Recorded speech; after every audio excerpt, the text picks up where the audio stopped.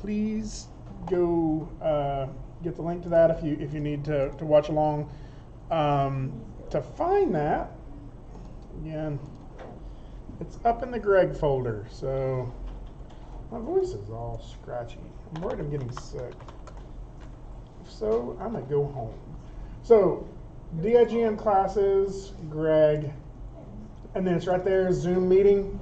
That should let you see what's on my screen, and these next few, like probably this next hour of time is going to involve a lot of me giving you like step-by-step instructions to get this done. And so that would give you the option to have something open on your screen so you can watch along and sort of go through those steps as well. Also in D2L, I have the videos for what we're looking at today, which are here. In all honesty, like there's a lot of steps to this. I usually keep these open too, just so I can look at them. But we've pretty much already gone through this first stage. Well, most of this first stage. We've exported out our animations, right? What was that? Oh, somebody signing in. Where did my D2L go? Oh, wait. Yeah, that's fine. So we've exported out our animations. Mute that. And yours, I'm not sure where you're keeping yours. I have mine on my D drive.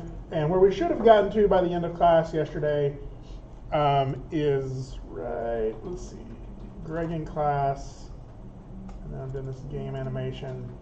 So I'm doing the Zelda character, and then here's my export file. So as we saw, we have the FBX review installed. I can just double click on these. It should load the character, and I should be able to hit play and see my punch animation. Isn't it glorious? Look at that. Punch.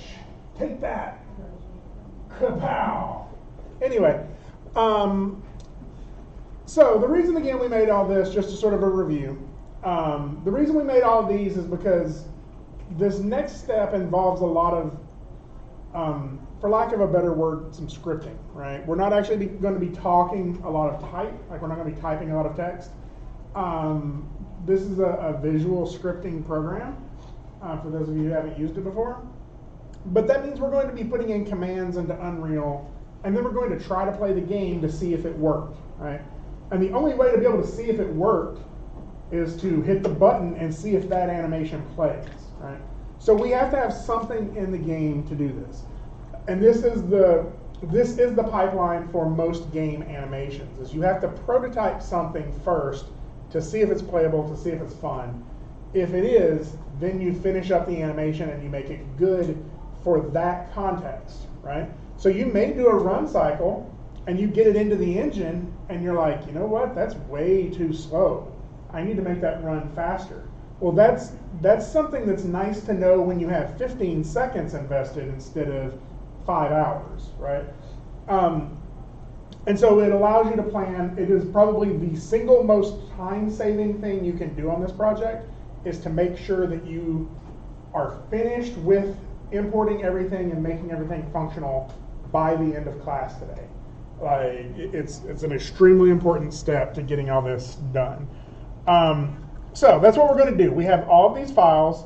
Again, as a reminder, what these are, this is the skeletal mesh. The one that's just called Zelda is the skeletal mesh. That is a model FBX file. It contains information about the model itself, right, the mesh. It contains the joints and where they're located, and it also contains skinning information, how those joints affect that mesh, right? Does this forearm joint affect which vertices, right? That is all the information that is in that file. There's no animation information in that file. So we're going to import that file into Maya as a skeletal mesh, and then we're going to import each of these next files into Maya as an animation that is applied to that skeletal mesh. So those other files have the skeletal mesh in it as well. It has the mesh, it has the joints, we're not pulling that information when we import those. We're just pulling the animation information. Okay, yes? So all those Zelda tags, Zelda audio, did you just have to say like each specific scene, or did you went into game exporter and save it? Yeah, that was sort of the last step we did in class yesterday when let me open this up really quick. I was in this one.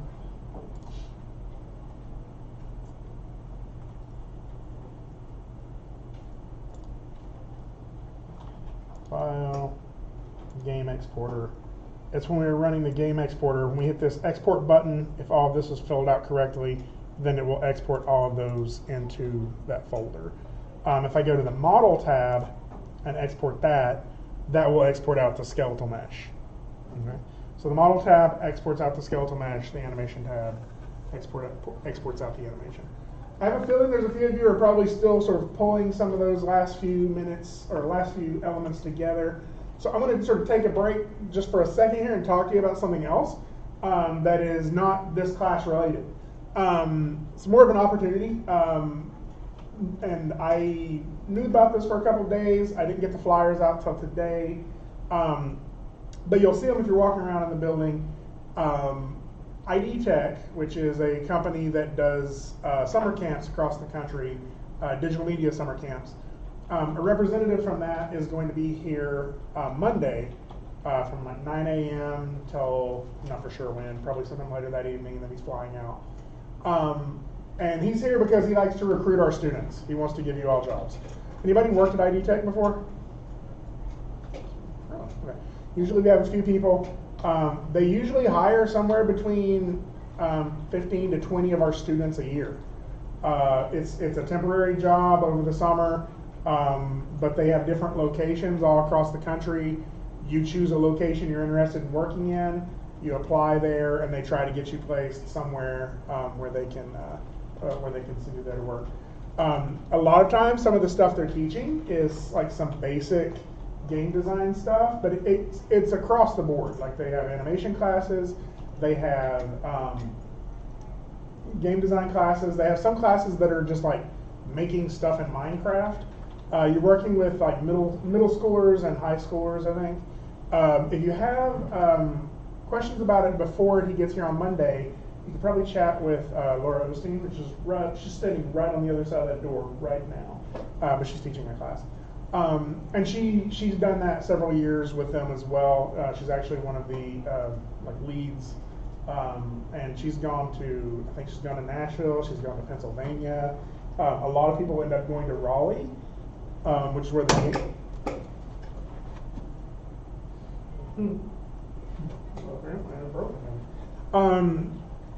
so a lot of people go to Raleigh. A lot of people go to just different places. ID Tech has, you can look up their website, just Google ID Tech, and you'll find a whole bunch of different informations about their location. I think they said they have, I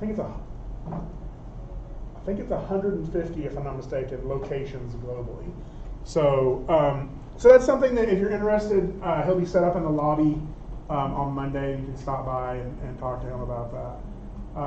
So it's kind of a cool opportunity. It pays relatively well for a summer job. It's going to pay better than, McDonald's. So. Quick question. By lobby, do you mean in the digital media department? Okay. Yeah. So like downstairs in the like where all the TVs are, it's playing all the stuff. They'll probably set up there is where it usually does. And that way you can catch you as you're coming through the door and answer questions and stuff. He's a really nice guy. His name's Anthony, and if nothing else, just swing by and talk to him and hear about the program. So, all right. Any questions about any of that before we move forward? I don't know. What kind of, let's say, program do they use? Just like similar to ours? Yeah, pretty much the same. It's that's why they hire so many of our students. Is they pretty much it's kind of like the intro to all of the stuff that we do here. They do some other stuff too. They have like coding and stuff too. But really, it's each location has something slightly different. They go from everything from animation to video editing to game design, but it's Unreal usually, maybe Unity. The cool thing too is a lot of times they will train you on how to teach that course, which means basically you're getting a free course on how to do some of the stuff that you may not already know how to do, right?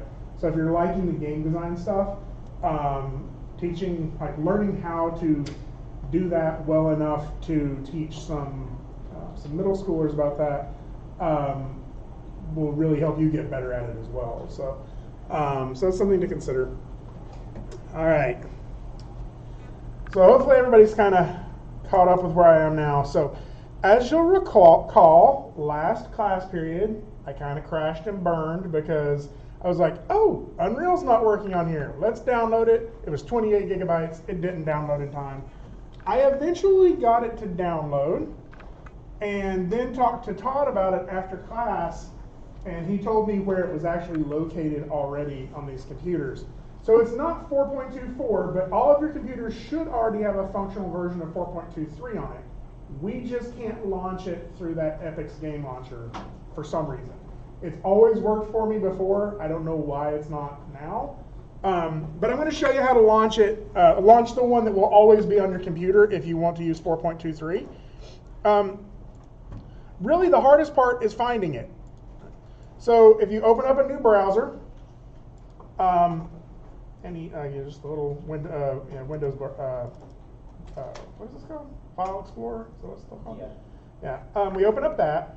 We go to our C drive. And this is my mistake that I made. I thought we would go to Program Files 86. Apparently not. It's just Program Files. So where is it? I'm having trouble seeing your screen.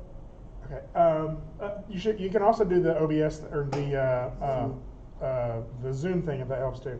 So on your PC, it's just C:, like your C drive, and then Program Files right there.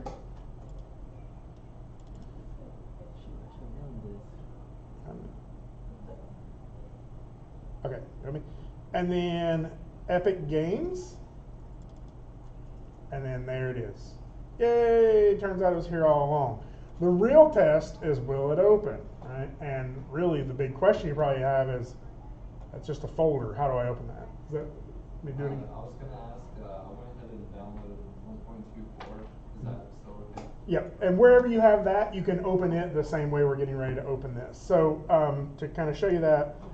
I saved 2.24, I think, on my D drive. So this PC, D, didn't I? Where did I save that? Yeah, so I had it saved here. So we can do it the same way that way if you want to do this. So how you open it instead of using the Epic's game launcher is if you double click on UE 4.23 or 4.24, it's going to give you a bunch of folders, okay? Some of this stuff is just like samples, and templates, and stuff like that. That's one of the reasons that this is so heavy.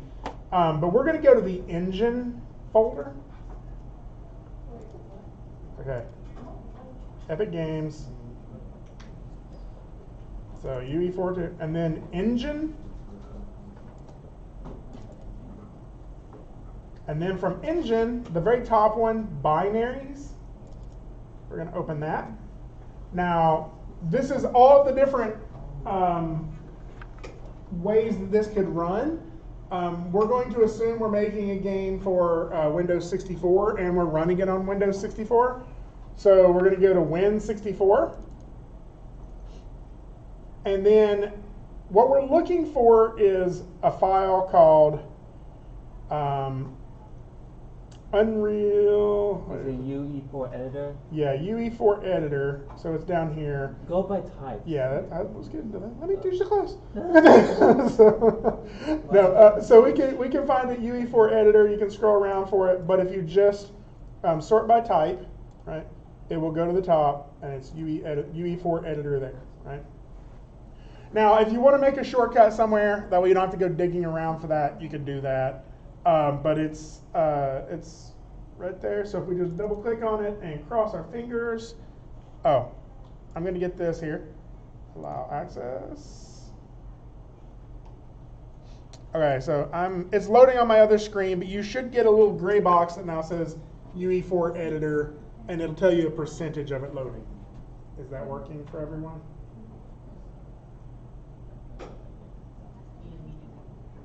Huh? Yep, I got it. Yeah, it immediately worked. Oh, okay. I'll just walk around. I already downloaded 4.2.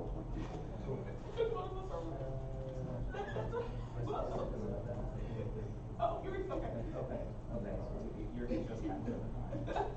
So your mouth is so scared. Oh my gosh, swear. Oh, is it still loading? Yeah, I think it's thinking.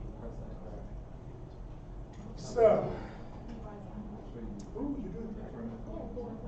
He just called Toad. I need to, did I share the bird thing? Look like Kermit. I'll have to look it up. There's some good references. Yeah, I'm basing mine off of a thing. Ooh, cool.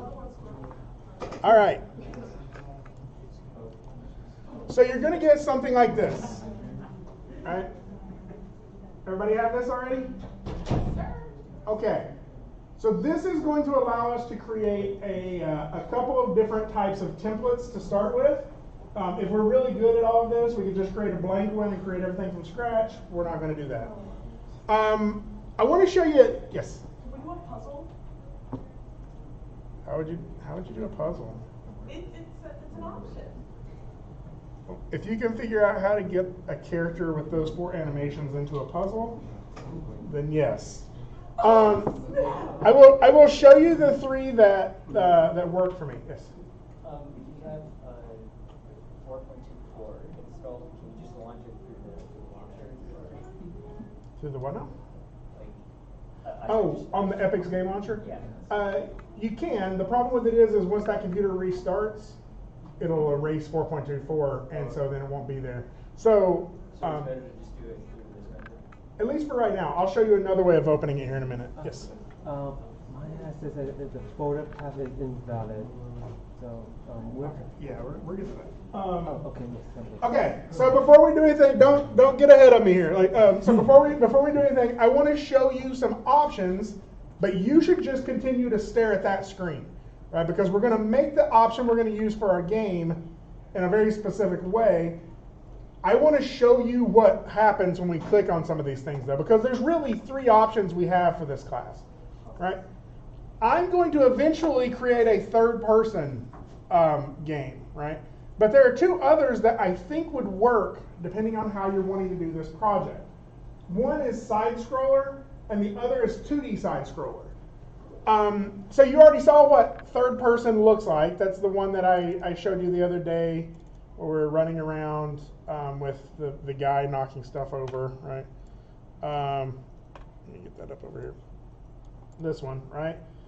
So this is what the third-person one will build, and then we can customize that. I want to show you what 2D, minimize or move this out of the way. What this side scroller makes is pretty much the same thing.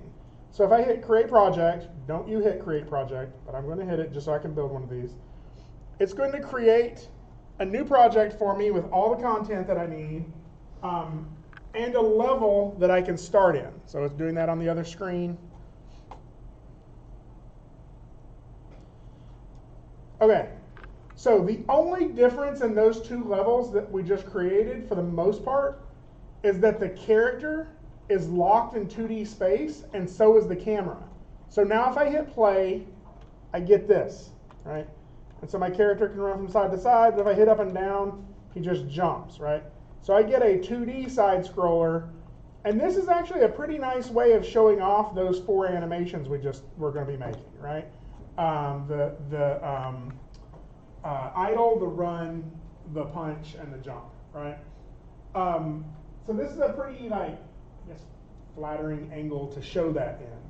So I would encourage you to consider this one because otherwise we're going to be looking at our character from behind, right? That's not a bad thing, but when it comes to thinking about silhouettes and how you want to show off your animation in your demo reel, you may end up having to capture your character like running diagonally to be able to show off your animation well, right? So I'm just going to go ahead and close this one down. Oh, am I still playing? Still playing.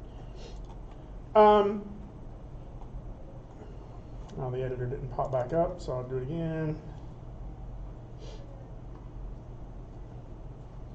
It'll go faster the second time. There we go. So you'll see where I created that project. It allows me to open that back up, but I don't want to. I'm going to look at new projects again. So again, don't follow along.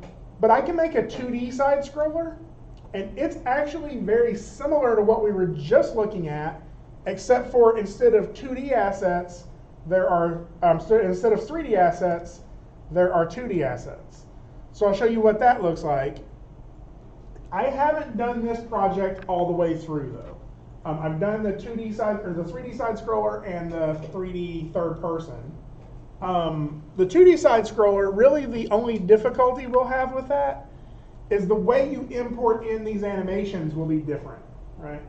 So instead of importing in skeletal meshes, you'll be importing in sprite sheets. So I'll kind of show you down here, 2D side scroller sprites. So what we have with these are these little 2D animations that we import in, right?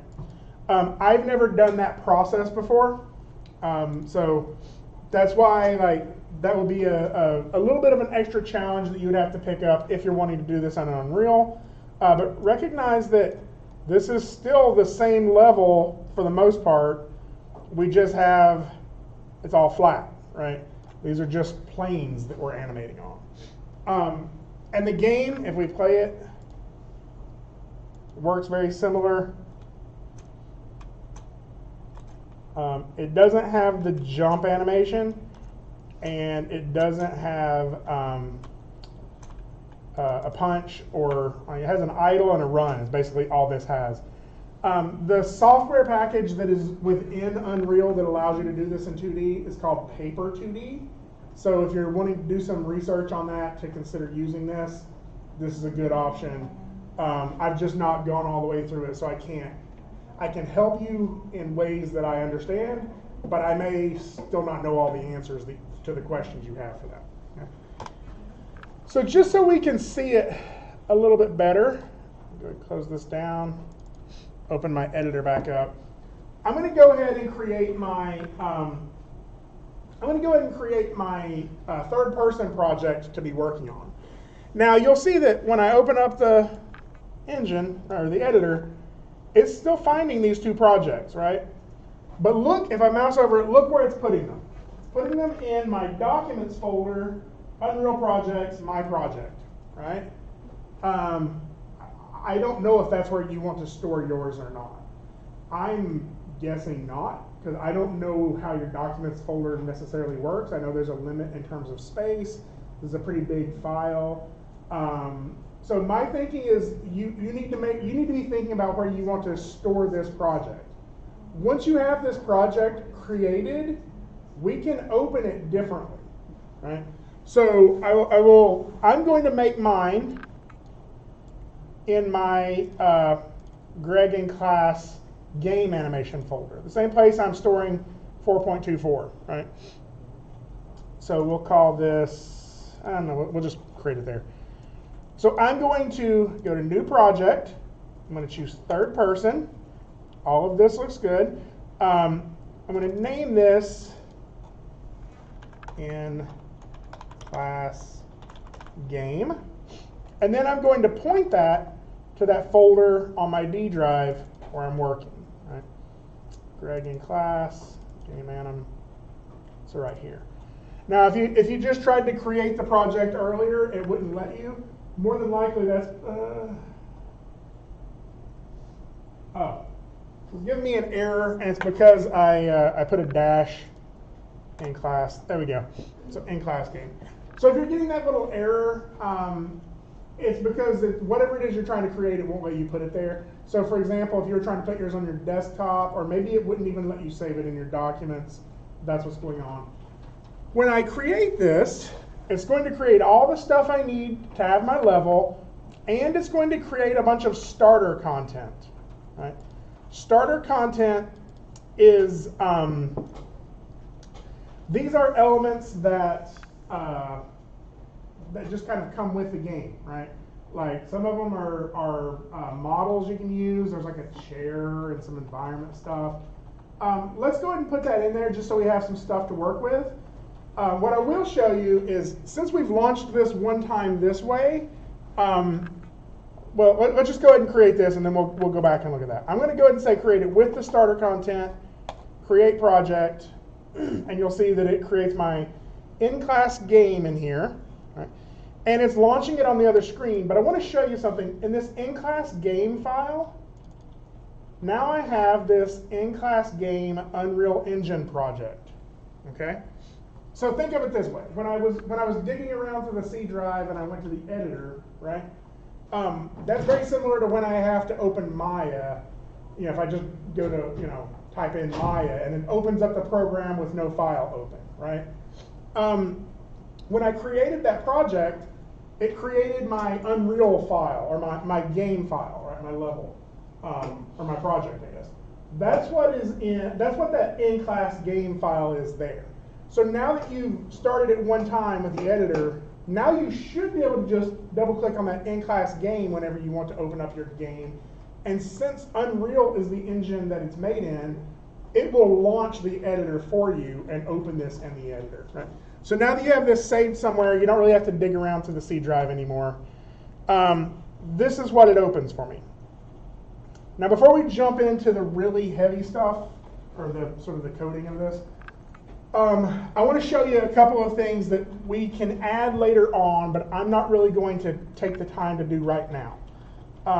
If I go ahead and go to Epic Games Launcher, I've not tried this yet, but Todd has actually told me that at this point I should be able to launch Unreal through the Epic Games Launcher now that I've opened it once. Right? It's really that first time of opening it that gives you the problem. But let's say sign in later. I just want to show you some stuff because I just wanted to show you this blank screen. Isn't that nice? I have no idea what's happening. I have a question. Yes. So when I try to create a project, I think it's just where my project settings really goes to, but it's like failed to copy. Yeah. Where are you saving it to? So, Oh, it's trying to put it in your. I did see it. Yeah, that's your C drive. So you need to store it on like your on your D drive or on your hard drive. If you store it on the D drive, it'll only be on this computer. If you store it on your hard drive, you can take it with you. Can you just do it on my hard drive? Okay, let's try this again.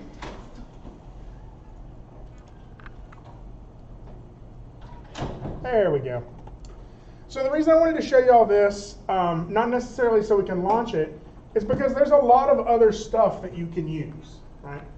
We got all of that starter content, and you'll see that where Unreal launched, like we got all of these things, but we also have some models in here. So let me see if I can find some examples.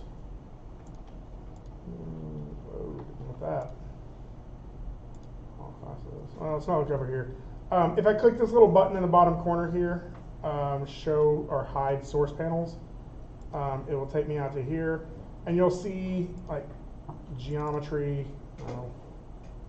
starter content. Here we go. And we have a whole bunch of different stuff like parts of a house, right? To where we could build. There's also a bunch of like props, right? Like there's like a chair that I could drag in here. Right? We'll talk about how to navigate around here in just a minute. But there's a bunch of content that's sort of built in with the game, but not very much in terms of a full level. If we go to the marketplace, though, there's lots of different things we could buy to put into our game, right? And I know you heard buy and thought, I don't want to spend money on this. I don't want you to either. That's why you look at the free stuff. So here's some free stuff. Actually, they make it kind of easy because there's just a free button up here. And if you go to Epic Games Content, you'll see that there's actually some levels in here. There's this Infinity Blade. They pretty much release everything from Infinity Blade as something that's free for you to use, right? So there's this Infinity Blade hideout, right? And you can see some of the level you can use there. if you sign in to this, you can add this to your game.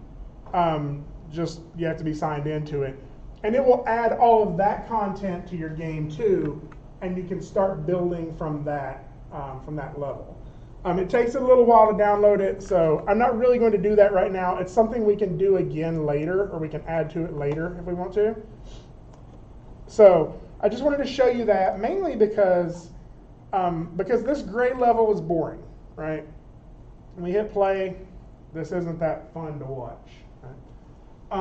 We're going to get a more interesting character in here in a minute, and that's going to help a little bit, but our more interesting character is still just going to be running around a boring level, right? Some of those other levels are a little nicer to look at, and in terms of getting a piece you might want to show off in your demo reel, it's something to consider doing.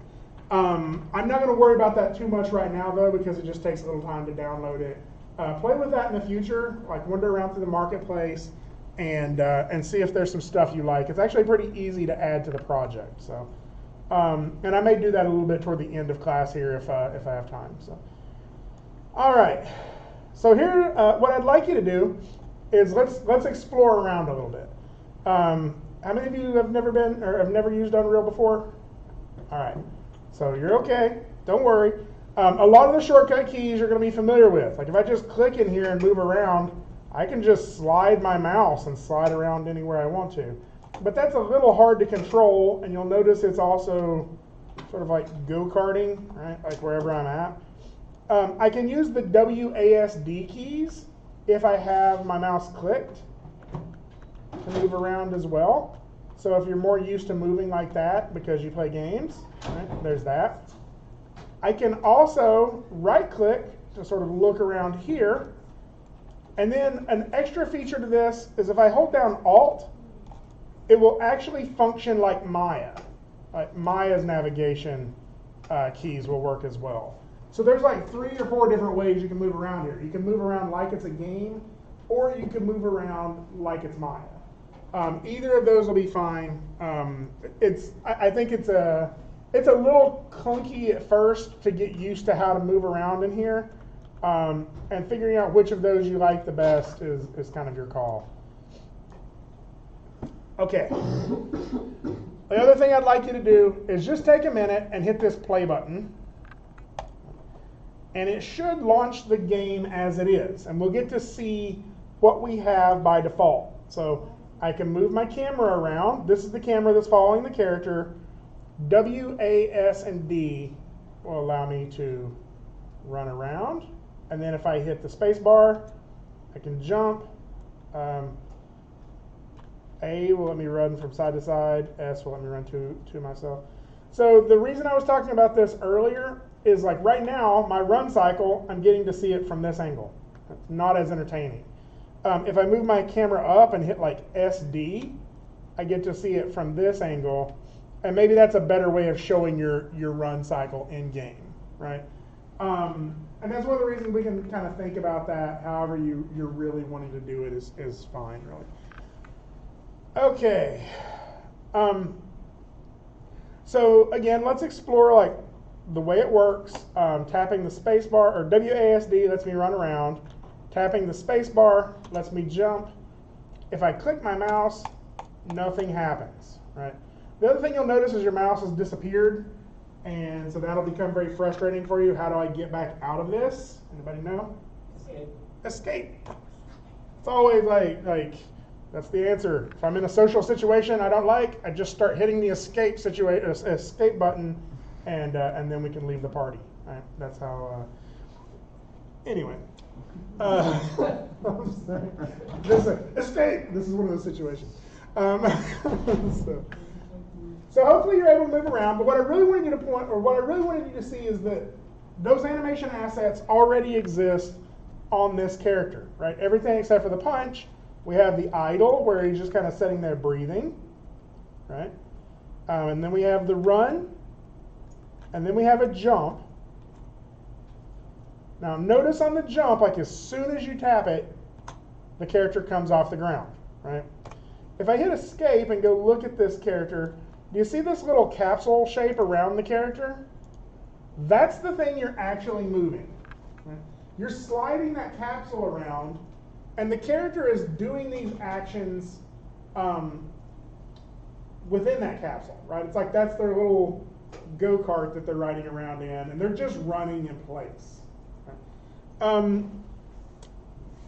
So what we're really going to end up doing in this project is we're going to replace this character with our character.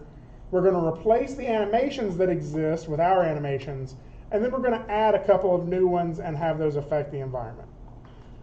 Before we do any of that, let's look at this mannequin's content so we know what's going on. So again, if you haven't opened this already, it's this button right up next to the word filters right here. There's a button right next to it that's like some boxes with an arrow. And if you click out that, you'll see all of these folders, right? All of those folders actually exist on your hard drive. If I go to game animation and this in-class game, this content folder, that's what I'm seeing, is all of the stuff in that content folder, or most of that stuff in the content folder. I'm really just seeing those things, right? Which means when I import things into this, it's going to put them in there, right? All the files are going to be, or all the things are going to be kind of located in there. My FBX files are not necessary to be loaded in here, or put in here, but when I import in my FBX file, it will create an Unreal asset that it will put in this folder, right? So since all of these are real folders, I'm just going to create a new one for my character, right? Right click, new folder, and I'll call this, who is this? Zelda, right? But you'll see this, there's a couple of things here, third person blueprint, this starter content, mannequin. This character is called the mannequin, right? The third person information here, this is all about the third person game and the gameplay blueprint information that is in here. So we'll talk about blueprints a little bit later. So this is how the game functions, third person and third person BP. Right. The mannequin, if I double click on that, you'll see I have character, and the character has a mesh, right?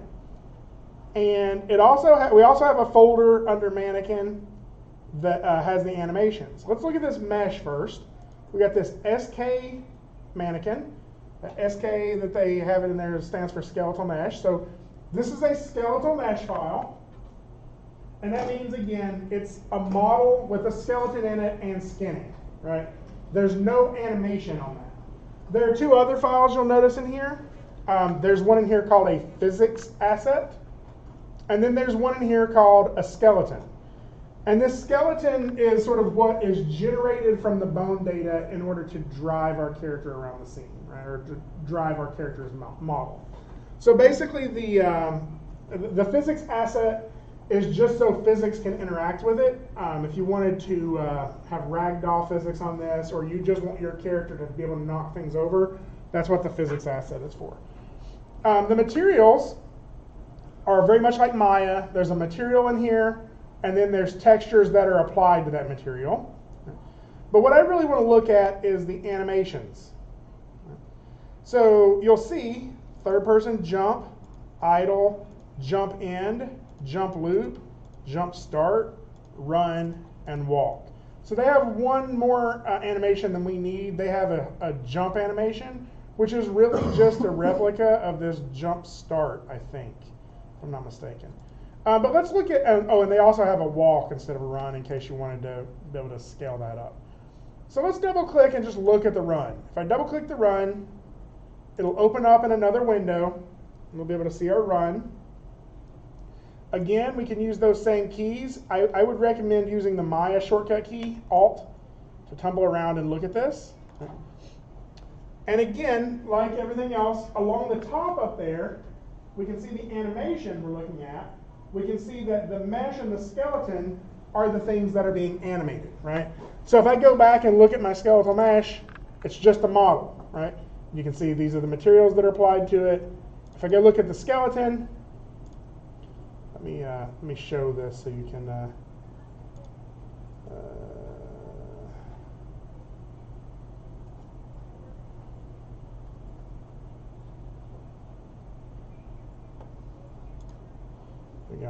you'll see our character's skeleton as well, right?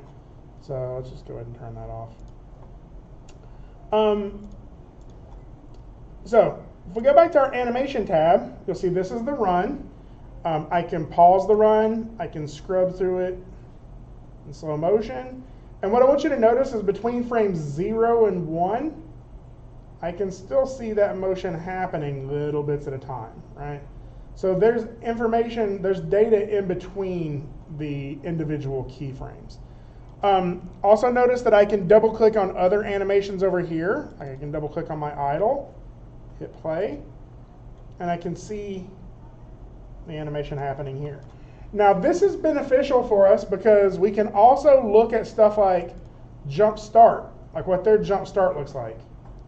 One of the things you can notice on it is the character's kind of pushing their feet backwards when they're jumping, right? The other thing you'll notice is the loop, which is kind of a hover. They actually have a weird little hitch in their loop that I'm not crazy about. And then jump end is the landing from that, right?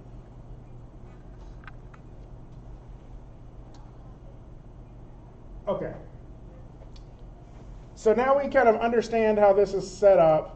What is happening is when we hit play, that little capsule is being moved around, and depending on what is happening in our scene, those animations are triggering on that character running in that capsule, right? Okay, everybody with me? All right, so now we have this empty Zelda folder out here on the end. This is where we're going to start bringing some stuff in. First, let's bring in the skeletal mesh by itself. So I'm going to right-click, whatever your folder is, but create a folder for it so we can kind of keep it all together. I'm going to right-click, and I'm going to go to Import, right here, Import Game Zelda. You can also find it right over here on Import, right here. And I'm going to go look in that folder where I exported my files. So that's under Exports for me. And I'm not going to select everything. If I do, I'll get hundreds of files out of this, or really like probably dozens at least. I'm just going to select my mesh, the Zelda file.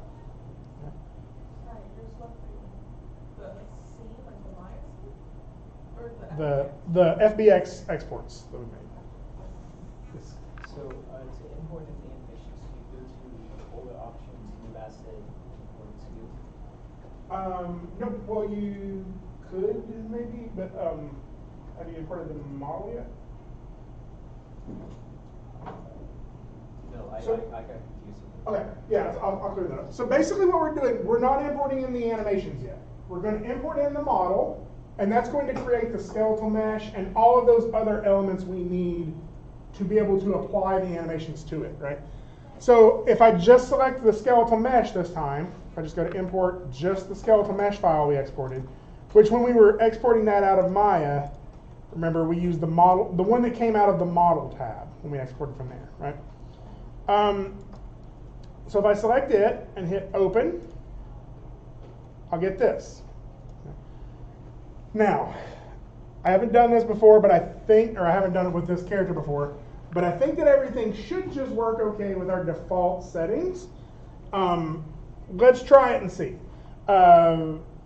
I believe, let's say reset to default. Let's try this and see what it does. So if I hit import all on this,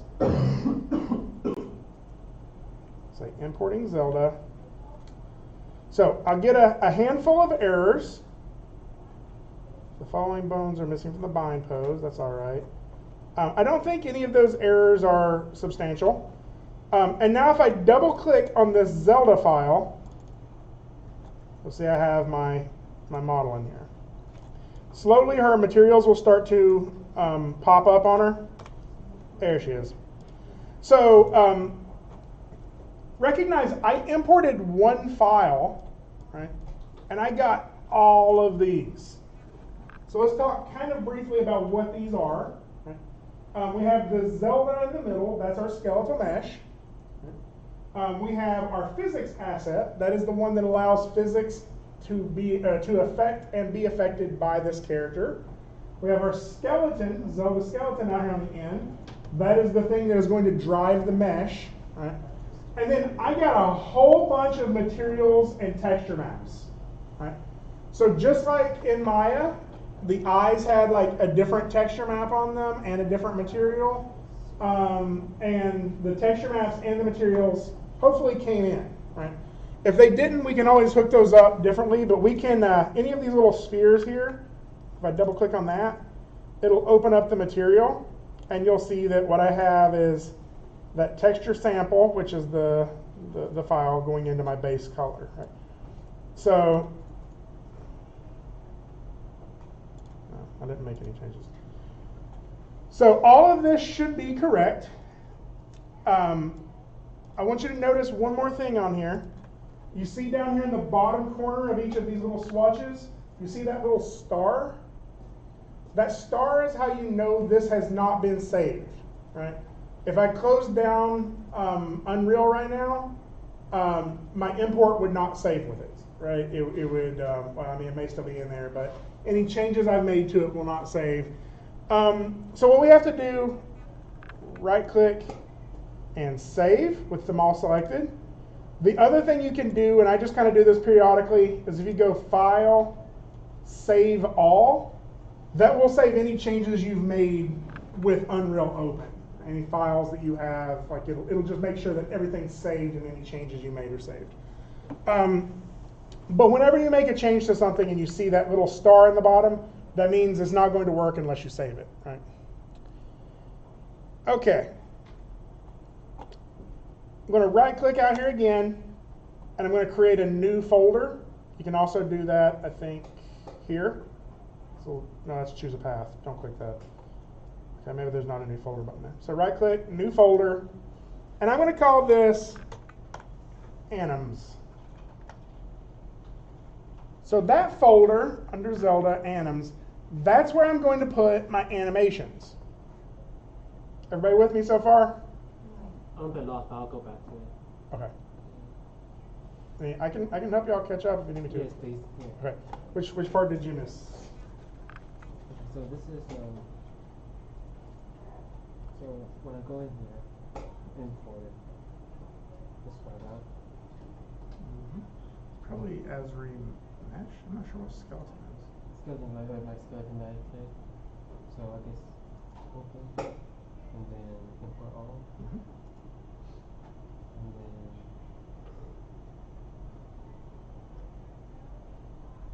Yeah. That worked. It doesn't look like I brought the textures in with it, but we can always hook those back up later. okay, is that all? Yep. I think you're caught up with me now. Okay, and when I did the import to mesh, this is what I had for my settings. I think that was right. Okay. Okay. Anybody else need me to help me get caught up?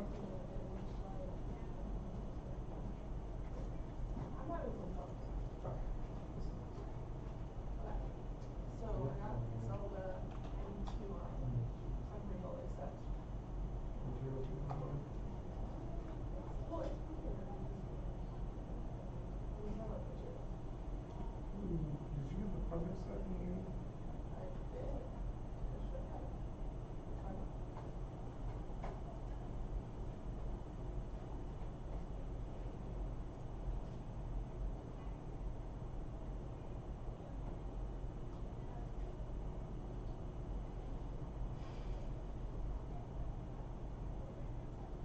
Either way, it's all right if she comes up without materials, because basically we can always take those textures back in and plug them back in.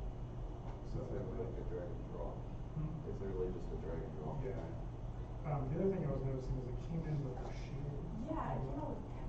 So if you go back to mine, you make that selection set. So right now it says export all object set at the bottom, and then export. I put that drop down there. Okay. So no, you didn't make one for it. That's where we had to select the skeleton and the mesh. I somehow missed that. So it is in. Preview is in this global user plus sign. The plus sign is just skeleton. So go ahead and minimize that back. Select skeleton, plus sign on. plus sign with Zelda. And then select all the ones that are not grayed out.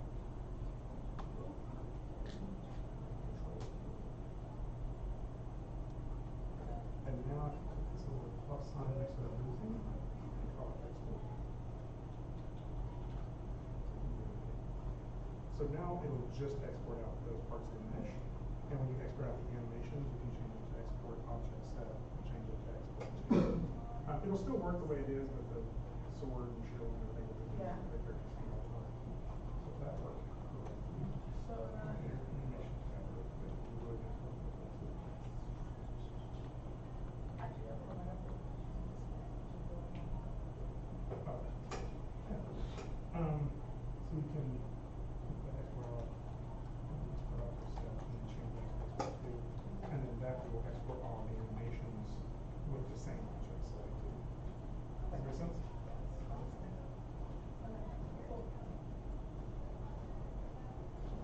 Okay. So I have the skeleton in here.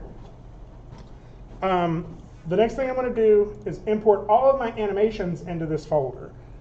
But if I do this the wrong way, like we could drag and drop it. But what that means is for all 6 of my animations, I would get 3 materials, 3 textures, a physics asset, and a skeleton, right? I don't need any of those things. I just need the animation data, and I want it to apply it to that skeletal mesh, right?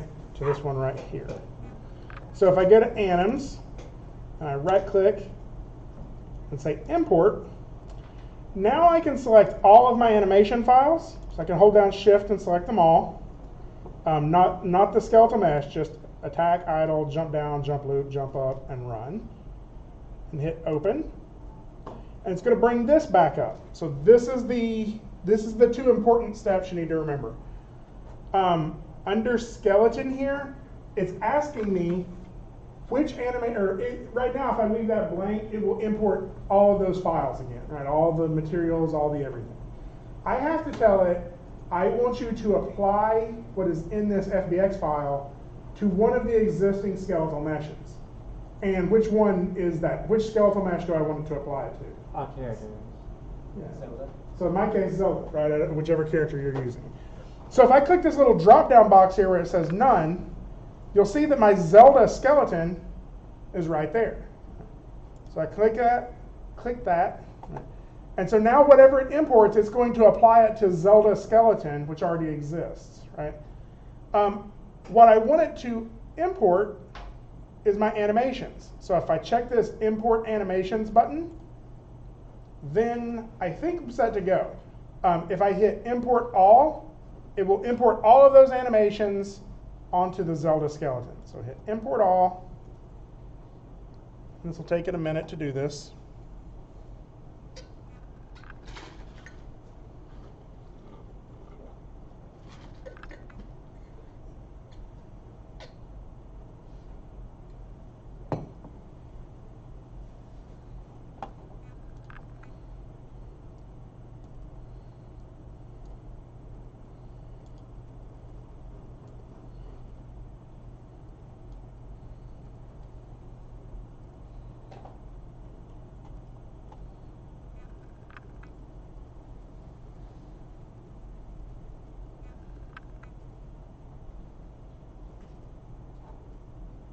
What?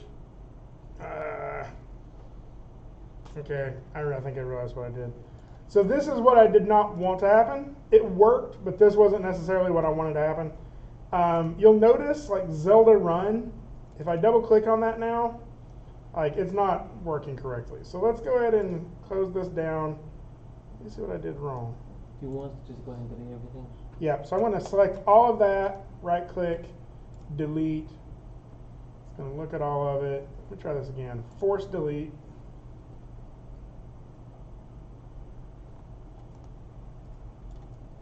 I don't know why I did that.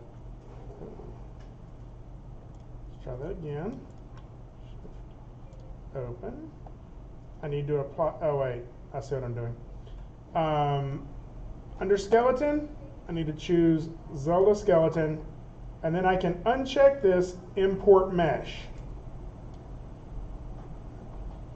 That should fix it. So I think this should import everything into the scene correctly. Let's try it really quick and see.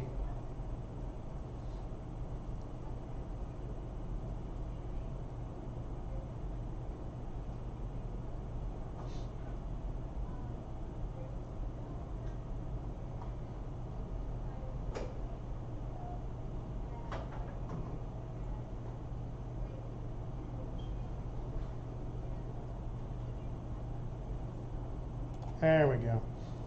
So here's how we can tell if this worked. If I double click on Zelda run, watch her go. Look at that run, like a pro. And so I can go through here now and see all of my other animations for this. Jump loop, this is her jumping in midair, remember? And her marvelous attack. Okay.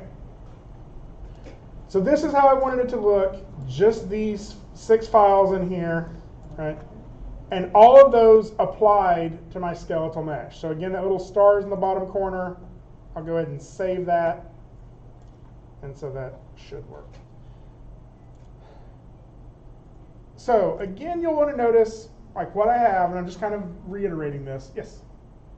My character imported on the side. Ah, yeah. We'll do that. Which one is it? I'm just curious about the side. Okay. Let's try something really. There's a couple of things we can do. Did anybody else's character import in sideways or on his back or anything? All right, you're the lucky one. Does anyone else use the sideboard? It's all right. It's actually not a big deal. So we'll do. I think a couple of things we can fix this. And one of them is.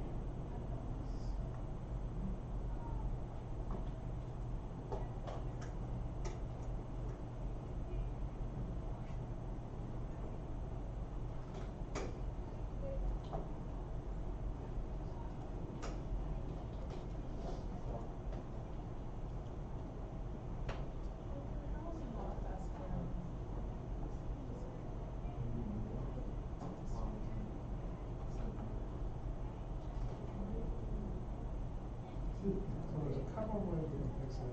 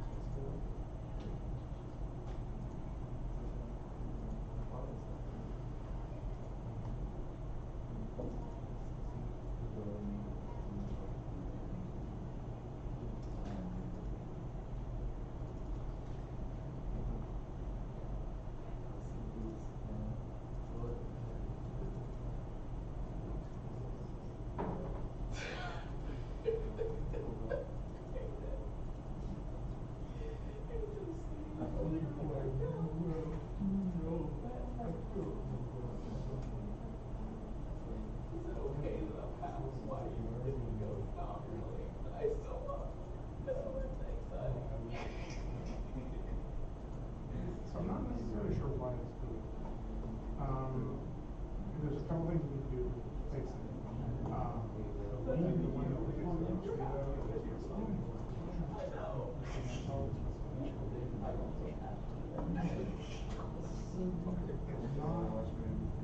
not the perfect one. The other workaround is the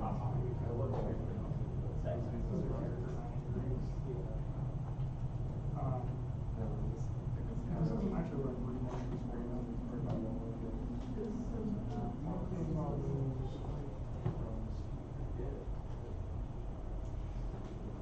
Let's see if this will work temporarily.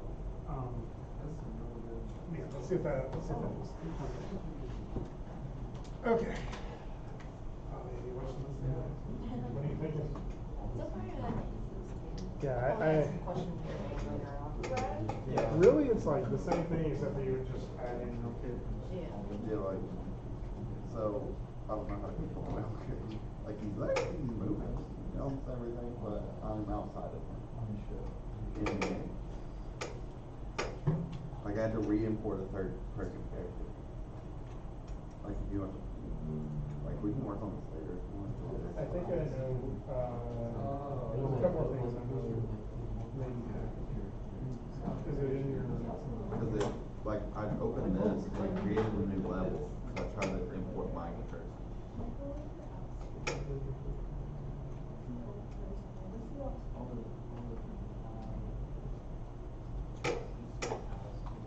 The one that his was right. Yeah. Okay, I'll be there at 4. Animation. And then I put it there because I'll work. So tell me. Showing up in that. So you have to, Add it the here. mesh. Show them pictures. Choose that. Look at her, that's right. I asked her once. See if that and fits. she said yes. You have to go out. Oh, sure. Well, they don't match that. Yeah. I will try. You get that other one that just like dragged in there? But, Yeah. I'll do it. Thank you. Okay, people at home who's eating it though, because I want you to see it. And then you go. Hi, I'm talking about this book. I love booking. How do I get booking animations? Right, so have you already imported in the skeleton mesh? Yes.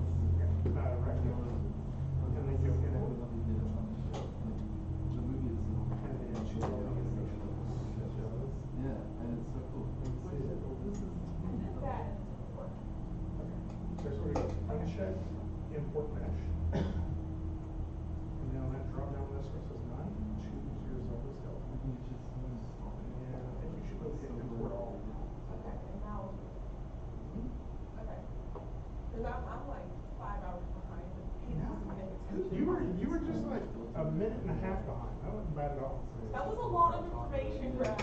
I feel like I'm trying to pace it appropriately. Did it work? She's on to other topics. How dare you ignore Greg? Yes, Greg? Did it work? It's still loading. Do you Oh, have okay. pictures of Logan? Huh? This is Hayden's brother. Okay. Well, I've already met Hayden's sister. Like, Logan's better. okay. Okay. I hope she's not watching this video. Okay, now you see Hayden's brother. Does he look like Hayden? No, I'm not. Oh.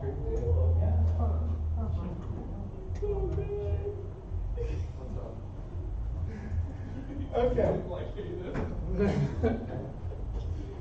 Yes. Yep, it looks just like it. Okay.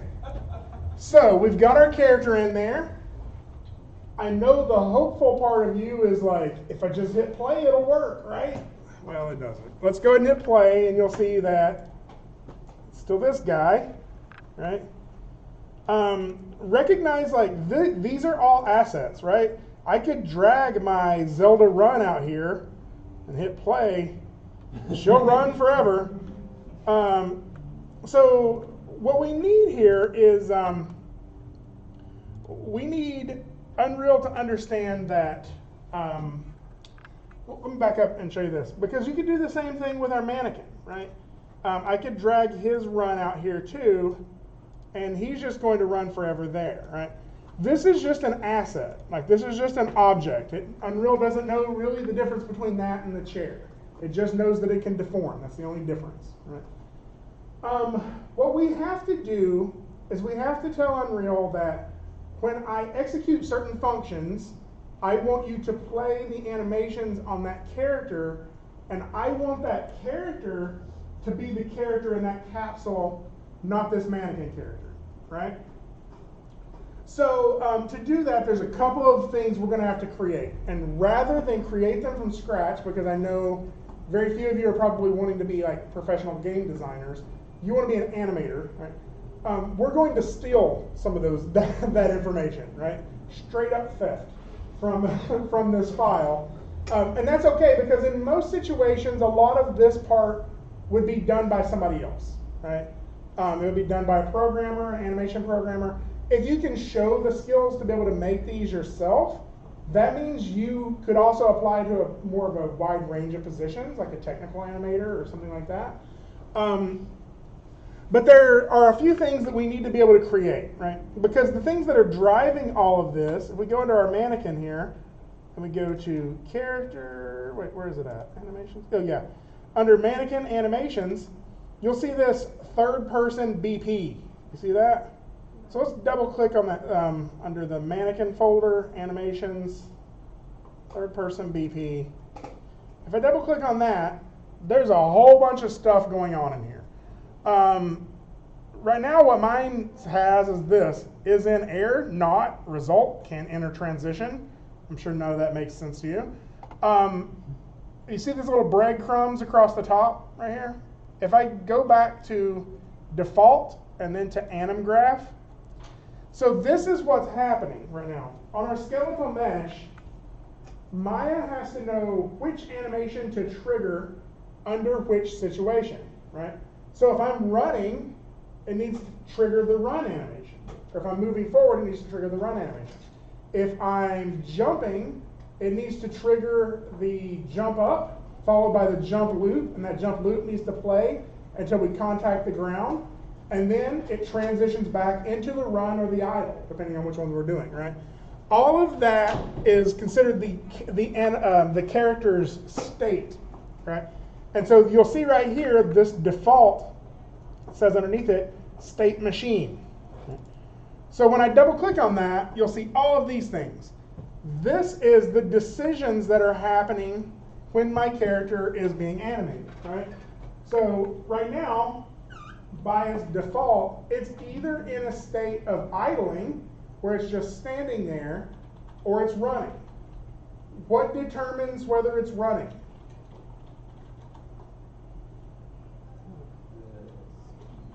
Wait, how did, what? If it's moving or not, or If it's moving or not, right? And the way I make it move is with the W key, or one of the other keys, right? So its speed. Its speed will determine if it's running. If its speed is 0, what's it going to do? It's going to idle, right? As I start increasing the speed, it will start to run, right? So that's something we'll have to look at here in a minute, because that's something we're going to need to create. If I hit the space button, or the space bar, it's going to start transitioning into this jump up. It's going to transition really quick to jump up, play that animation, and then transition to jump loop. It's going to play that animation for the entire time it's in the air until it hits the ground, and then it's immediately going to transition to jump in, play that, and then back to this idle state, right? Will this work if I do this? No, it won't. Okay. Okay. So the other thing that is in here, other than the state machine, is also, if I click these tabs on the top, right above the breadcrumbs, right, there's, this is actually just more of the state machine again, so I can close that, is this event graph, right? So this is one of the things we're going to steal, okay? So we'll come back to this in just a second. I also want to show you a couple of other things we're going to steal in here, but it's not here. The other thing we're going to steal is under this third-person BP blueprints. There's this third-person character, right? So again, third-person BP blueprints, third-person character. If I open that up, there's a lot of stuff going on in here, right? This is what makes the third-person gameplay work, right? That when I hit W, that little capsule moves around, right? You'll notice things in here such as gamepad input. If I were to plug in a gamepad into this and start playing the game, I can play it with a controller. An Xbox controller will actually hook up to most of these as long as you have USB. It's got mouse input, it's got inputs for jumping. This is the thing that creates a third-person game, right? And so we're going to make a little bit of changes to this. I want to show you a couple of other things going on in here. Construction script. I don't know why I can't say that. There it is. Not a lot going on in that. Under viewport, though, this is where we see some interesting stuff, right? We have our skeletal mesh here, this guy. And then we also have our camera, And then we have this little pill thing here, right? And this is stuff I could make changes to. If I decided I wanted my game to actually be like the camera higher up here, I could change that and hit compile and save, right? And now when I play my game, I'm playing it from up here, which isn't very helpful, right? So I'm just showing you that these are things we can make changes to. I'll undo that. Compile, save. So I'm tempted to do this in a different order. It may result in, because I've never done it in this order, which is to change this first, right? Yeah, let's not do that just yet. So we can, though, what we will be doing here in a minute is this mesh inherited. That's our character right there. Eventually, we'll just come back in here and change this to our Zelda mesh. I have a feeling that we're just going to have to come back in here anyway if I do that, so I'm not going to do that. I'm just going to undo that. Compile, save. So we always want to hit compile and save before we close these blueprints. So I didn't really make any changes to that. So this thing we're going to leave alone for right now, but we're going to have to come back in there and make some changes later. In the meantime, though, we need one of these third-person blueprints for our character, right? The other thing we are going to need is this idle run 2D blend space, right? So let's go create a new one for our characters. I'm going to go to Zelda, and I'm just going to right-click in here, and there's all sorts of things I can make in here. Where I'm going to find this one is going to be under animation, right? And there are two things I need to make in here. I need to make a blend space, I think it's 1D. Let's try that and see. Yes, blend space 1D. And it's when I click that, it's like, what do you want this blend space to exist on, right? Or what do you want it to affect, right? I want it to affect the Zelda skeleton. And so I can name this, we'll call it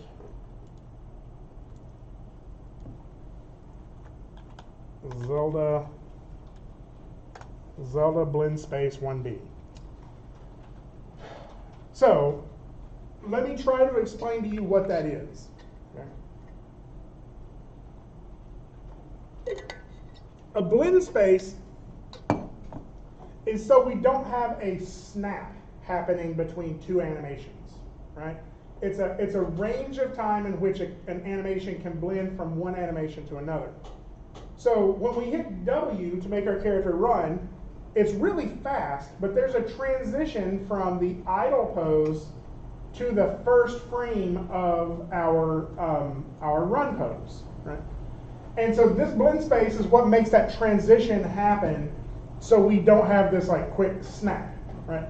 What it really does is it allows us to blend two animations into one object. So let's double click on that, blend space 1D, and it opens it up in here. So this looks very much like our animation viewer, right? But what I need to do is grab one of these animations. I'll grab Zelda Idle, and I'm going to drag that all the way over here to the very beginning of this like bar going on here, right? So basically, I'm saying if the value is set to 0, if an input value is set to 0, we're going to be playing the idle. It's this animation, right? Remember my idle was her head bobbing around. The other option, or the other thing to do, is grab this Zelda run, and I'm going to drag it to the other end, right here, all the way to the 100% side. And so now you'll see that I have this little green dot in the middle. This will allow us to preview the value. So if I click it and drag it to the beginning, you'll see it's all idle. If I drag it to the end, it starts playing the walk, or the run. If I put it in the middle, it's going to play like half walk, half idle, right? Now, it doesn't really matter where we put that thing right now, because later we're going to have an input that drives that. And in fact, we kind of already have that input. We just have to wire it up. Because the input that drives that is our character's speed. And the way we change our speed is by hitting W, right? Does this make sense? I have a question. Yes. Since we got all these animation like jump and loop and stuff, if we like add that in the mesh Maya, would that also change that in here? That's a good question. Not immediately. Okay. So what will happen? And so the question was, if I change my animation in Maya, will it update it in here? And the answer is no. Like if I go in here though, let's say I wanted to make changes to my attack, right? What I'm really going to do is, if I wanted my attack for her to be looking up right here, right? I can have her looking up. And so I'm fixing that animation, right? Now that's a different animation than it was before. What I can do is open my game exporter up again and just export out the attack animation. So it's going to the same folder. I'm actually just overwriting my previous attack animation. So I'll export out over that, right? So what I'm overwriting is the FBX file, right? What is inside of Unreal is an Unreal asset. So it was created by importing the FBX, but it's not the FBX file.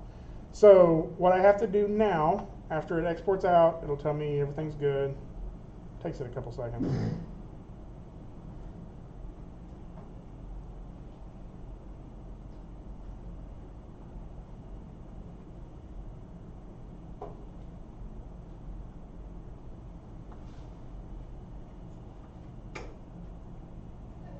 Goodness gracious, it takes a long time to export. I think she's got a lot of stuff going on in the skeleton. Okay, export successful. So you'll see in class here, my export that I just did.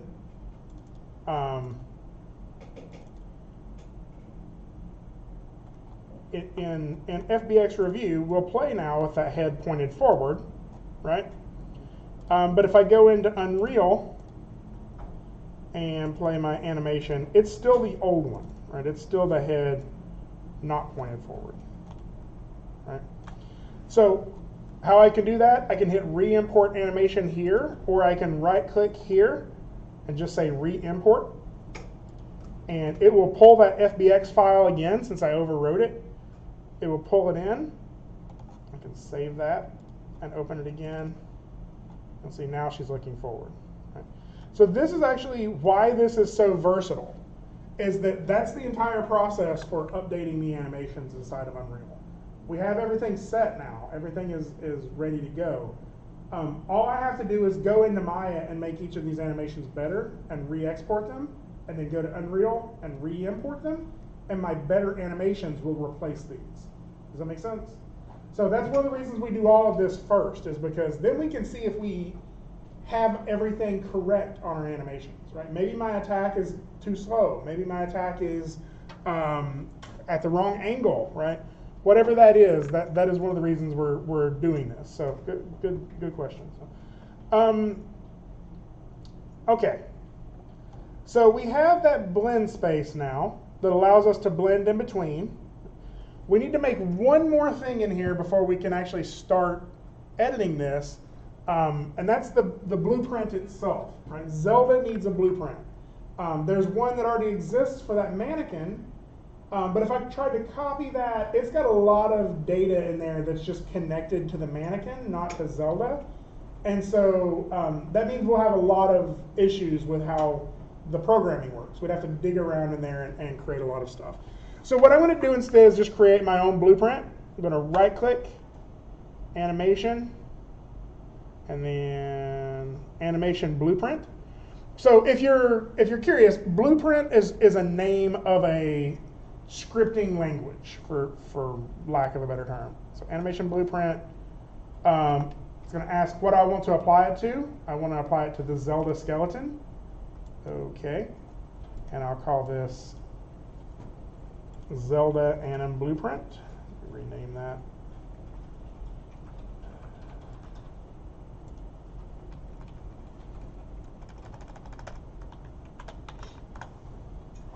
So yeah, Blueprint is the embedded language that Unreal uses. It also uses C++. Like if you know C++, you can create stuff with that in here. But Blueprint is a way that you can do some scripting without actually having to know a scripting language, right?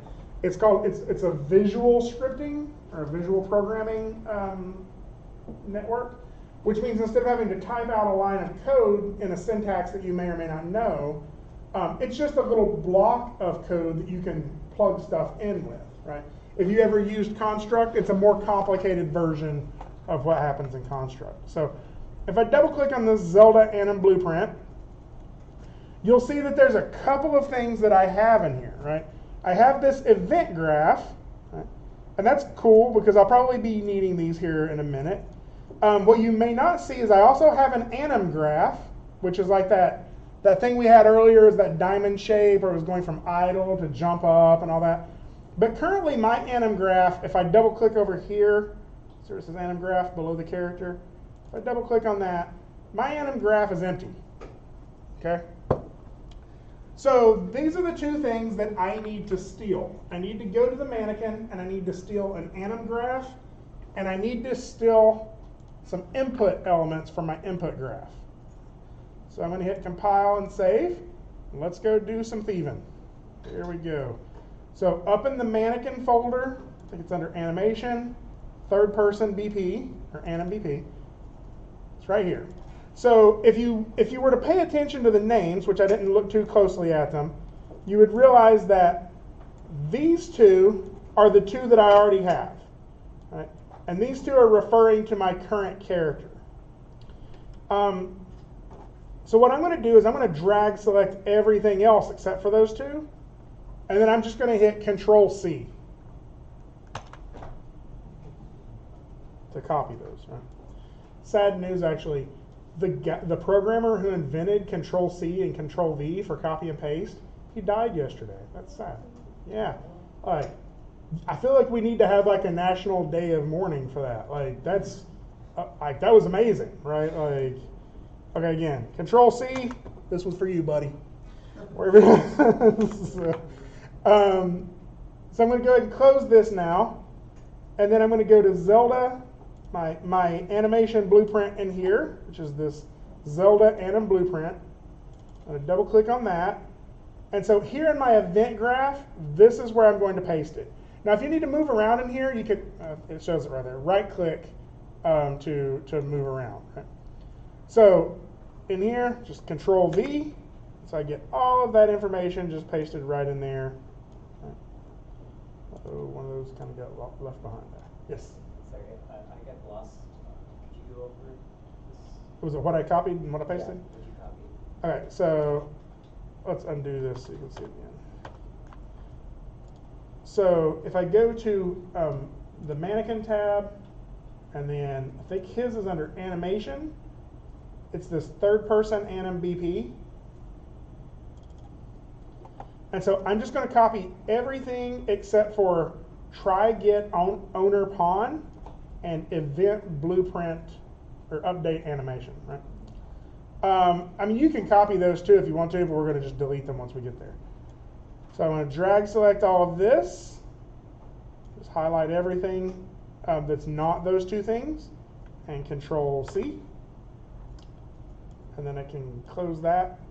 And then I'm going to go back to Zelda, and then my animation blueprint there. And this is where I can paste it, Control V. Control V. So I'm going to have to click in the viewport to do that. Something's kind of messing up on mine because my try get pawn owner was sort of back behind that. So you got to kind of be careful how you paste it in there. Just click over here. There we go. That makes it a little easier. So a lot of this is not going to make sense, right? Is valid, get movement component, is falling, set. Like all of these things are not going to make a lot of sense. What you do need to know, though, is just these two things are what you needed, right? So I can click this event update anim, and this little white box that's coming out of there, I can just drag that into execute and is valid. And that is the first thing I need to plug in. And then the next thing I need to plug in is this try get pawn owner. And I'm going to do return value. I'm going to plug that into all of the little blue dots in here. So this input object right there, I'll also plug it into target, right over here. And then down here at the bottom, get velocity, I'll plug that into target too.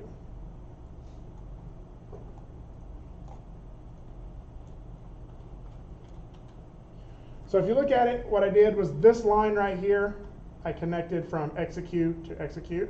Right? And then this return value from try get pawn owner, I plugged it into the little blue dots on the other three. So is valid, get movement component, and get velocity. Okay. So I plugged in some scripting. We should have fixed a bunch of stuff, right? So if I hit compile, the first thing you'll notice is a bunch of stuff that pops up down here in my compiler. Like, look at all that. That's way fewer things than I expected, though. Oh, I know why. So we fixed some stuff, but in the process, we broke a bunch of other stuff. Right? But that's all right. We'll fix it. Let's just hit save. And I'm going to go ahead and close this and go steal some more stuff, because my anim graph is empty. Right? I got this output pose, but I don't have a state machine plugged into it. I could make a state machine from scratch, but instead, I'm just going to go steal the other one, and we're just going to explore what's in there. So under mannequins, animations, third person BP, I'm going to go into my default right here and go up to anim graph. So if you're having trouble finding it, you can also just double click on anim graph right here, and that will open it. So what I need is this entire thing right here, this default state machine. Underneath that, if I double click on it, is a whole bunch of other stuff. But if I just copy that entire state machine, that's got all of the structure that I need, right? So select it. I don't need this output pose though, just default. Control C. I can close this. Go to Zelda animations. I'm sorry, Zelda, and then my Zelda anim blueprint. I'm just going to paste it in here. Control V. And then now I need to plug these in. So this little character right here, that's the anim pose. I can plug that into result. So, fixed a lot of stuff, but if I hit compile, I broke even more stuff. Look at all that broken stuff, right? I bet you're thinking, Greg, why don't you stop breaking stuff, right? All right.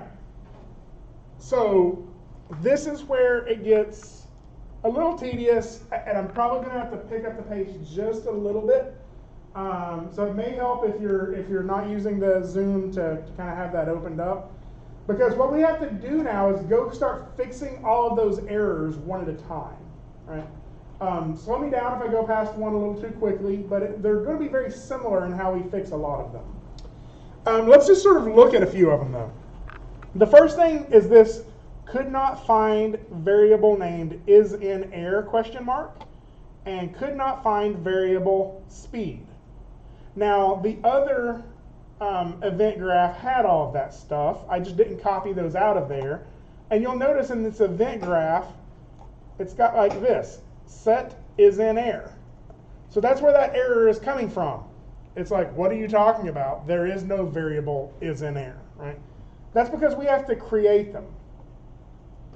So if I, the other one is this speed right here. So that's where we're getting those two errors, is that it can't find these two variables. And variable is just a number that could change depending on the situation, right? Is our character in the air? I don't know. Sometimes he is, sometimes she is, sometimes she's not, right? What is the character's speed? That can change, right? So these are variables. So what we're going to do is we're going to create these variables now. So if we look under the picture of the character over here, if we go down to this information below it, we'll see variables. And out at the end, there's a little plus sign. Let's just click that plus sign. It's going to create a new variable, and we're going to call this capital IS, capital I, lowercase n, capital AIR, question mark, right? Is in air, question mark? No spaces. No spaces. And then the capitals for basically this is sort of I think it's called camel space or something like that. It's like camel, basically camel case is what it is. That every first word is going to start with a capital letter, right? So this variable is saying, is the character in the air, right? What is the options for your answer on that? No. Yes or no? Yes or no? Yes or no, right? There's not a maybe or not a kinda. They're either in the air or not, right? That kind of variable is called a Boolean variable. There's only 0 or 1, right? And you'll see my variable type here is Boolean. Yeah. Let's create another variable. If I hit the little plus sign here next to the variable, we'll call this one speed, just capital S-P-E-E-D, speed. Now, if I were to ask you, what was your speed when you got that speeding ticket? If you said yes, I would say, I don't think you heard my question, right? Speed is a different type of variable, right? It can be all sorts of different things. It's not a binary, right? And it's not a Boolean type, right? So the way we change that is we select speed, and we change that drop down right here to float.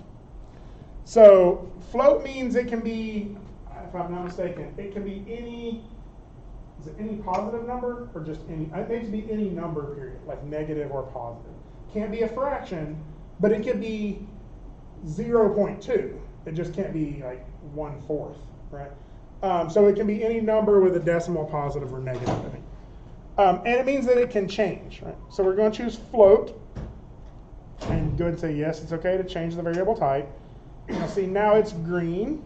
I don't know what's happening. Let's close that. So watch what happens now if I hit compile and save. Some of those errors went away. We're making it better. All right. Now most of these other errors, though, this little no sign that's happening here, right? Those are happening because of our anim graph. And this is where we have a lot of steps to get through.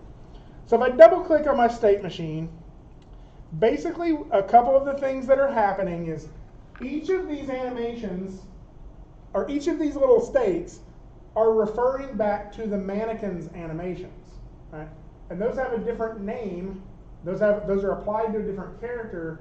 So this state machine is like, what are you talking about, right? It doesn't know what I'm even asking for.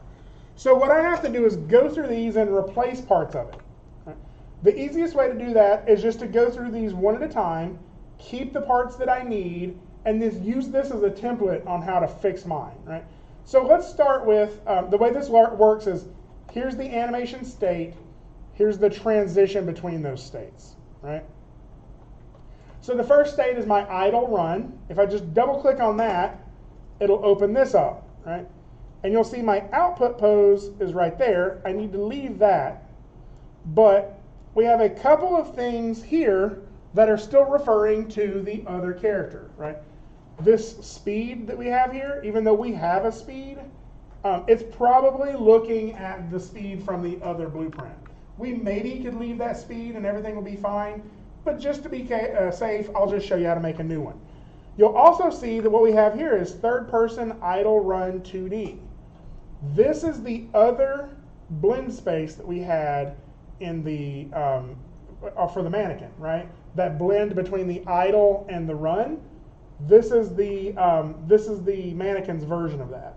So we just need to get a that animation, right? So while these are still up here, I can just go ahead and drag my new ones in. If I go down here to the bottom corner where it says Animation Preview Editor, I can click the Asset Browser, and you'll see that all of Zelda's animations are right there, right?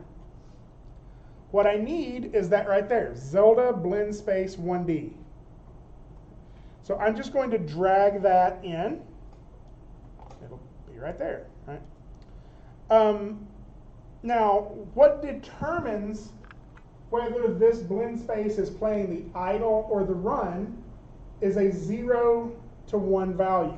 right? Or a 0 to 100 percentage value, right? And the thing we're going to use to drive that is the character's speed. If the character is going 0, then it's going to play the idle. As it approaches its top speed, it's going to play the run. Right? So that means I can just drag this speed variable I have right here into the viewport and drop it. Now, there's two different things I can do with speed. I can either set the character speed. I can say, you should be running this mile per hour, right?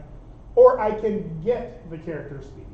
What I'm using to set the character speed right now is the input from the buttons. If I push up, it maxes out the speed over a transition of time, right? So I already am setting the speed in one way. I need to see what the speed is, right? So I need to get the speed. So now all I got to do is start plugging these in. I go from speed to Zelda blend space, and then I go from this little animation pose guy here to this, and it'll disconnect those other ones. I can select this and delete. Something similar to that is what we're going to do with all of these states. Now watch what happens if I hit compile and save. I lose a couple of my errors here. There we go. Save. So let's go back to default. I'll use my little breadcrumbs to step back to default. So we got this transition. Right. Let's just go ahead and do that next. So I double click. So we got the state we just fixed. Then we have this transition. Right. If I click on this, you'll see that what it's doing is it's looking for this is in air variable, right? Well, we have one, but it's still referring back to the other animation or the other character, the mannequin. So I'm just going to delete that and drag my is in air in here. Again, that's a get function or a get variable. And then I'm going to plug that in and hit compile and save. You said get, right? Yep.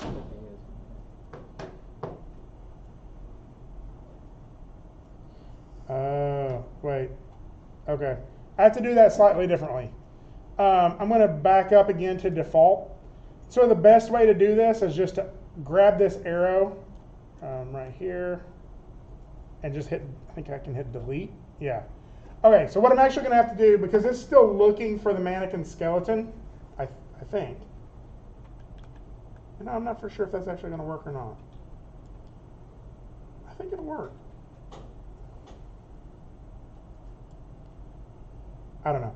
Just to be safe, we'll do it the safer way, and I'll show you another way of doing it. So select that little icon and hit delete. And then I can just drag from idle run to jump start. And then I can double click on this transition again, and again just create the same thing. Is in air, plug that in. Get is in air, plug that in. Compile, put, save. All right. I think that worked. All right. So again, we'll go back to default. Now we're going to go up to jump start. So this is basically just saying play this jump start animation, right? For us, ours isn't called jump start, it's called jump up, or mine was. So I'm just going to move that up here, drag it, drop it.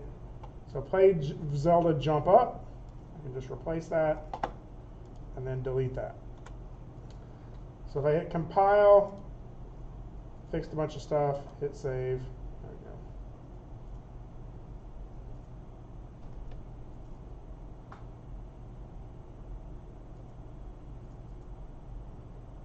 Yeah, okay. All right, let's go back to default. I'm going to delete this again, this next transition. And then I can drag from jump start to jump loop to create that transition. And now if I double click on that transition, hey wait, let's go back again. I'm going to undo that. Because what I wanted to do first before I delete that is let's look and see what was originally in there. Right? So there's two things that are in there. There's this third person jump start asset. And then we have this thing here, which is returns a value So it's like a math node, right? I can't remember the name of this node, so I can steal this one because this isn't referring to the third person one, right? So I'm just going to select that and hit Control C, just so I have it. And then this is third person jump start time remaining ratio, right? So this is a hard one to think about. It's how much of the time is left in the previous animation, right? I can type in a percentage of this number, and basically what it's saying is if 0.1 seconds is left in that animation, start the transition, right? So again, I went ahead and copied this one, Control C, and then I'm looking for time remaining ratio. So let's go back to default. I'll select this and delete it. Go in here and drag this to create a new one. Double click. I can paste my number in here now, right?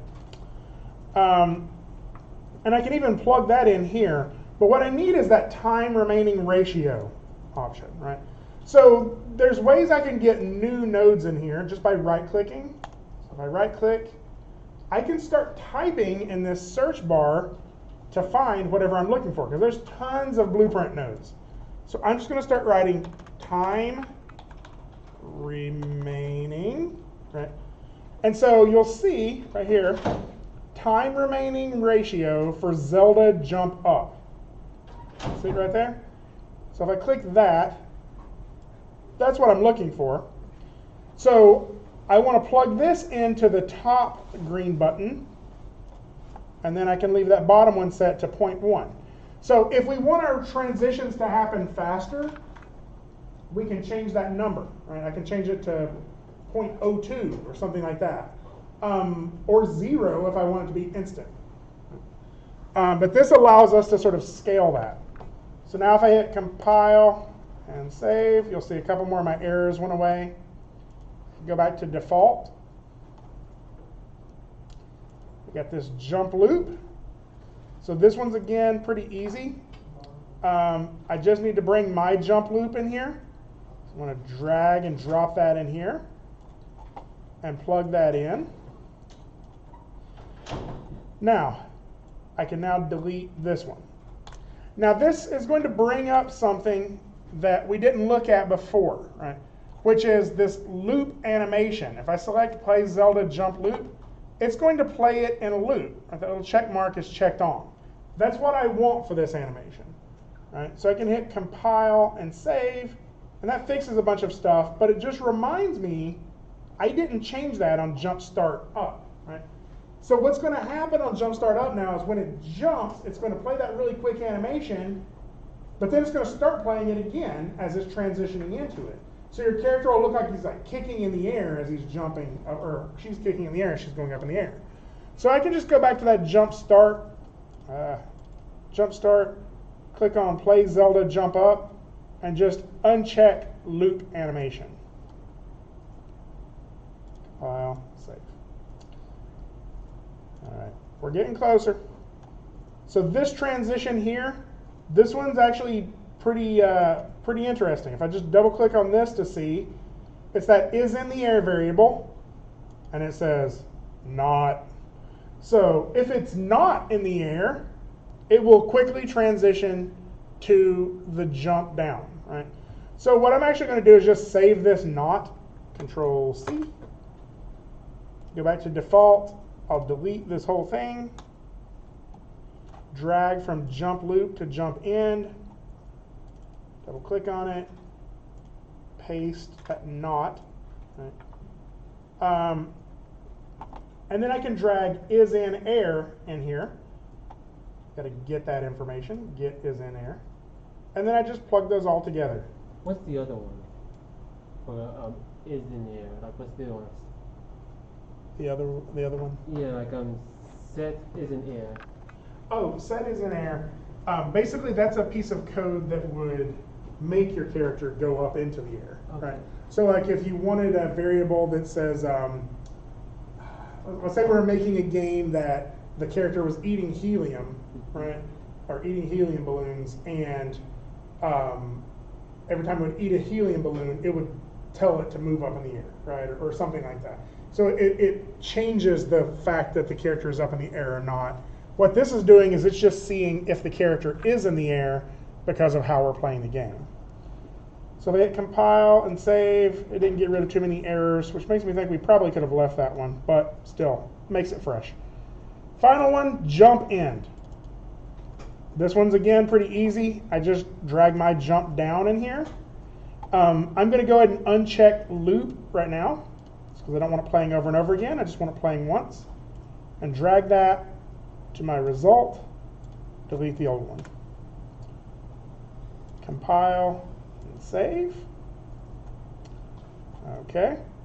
And then default, here's the last one, is this right here. So let's double click on this and look at it. Again, this is that time remaining ratio. Right? So I could copy this number again, Control C.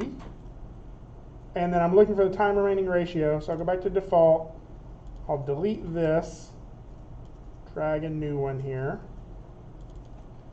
paste that that ratio. And then right click in here and start typing time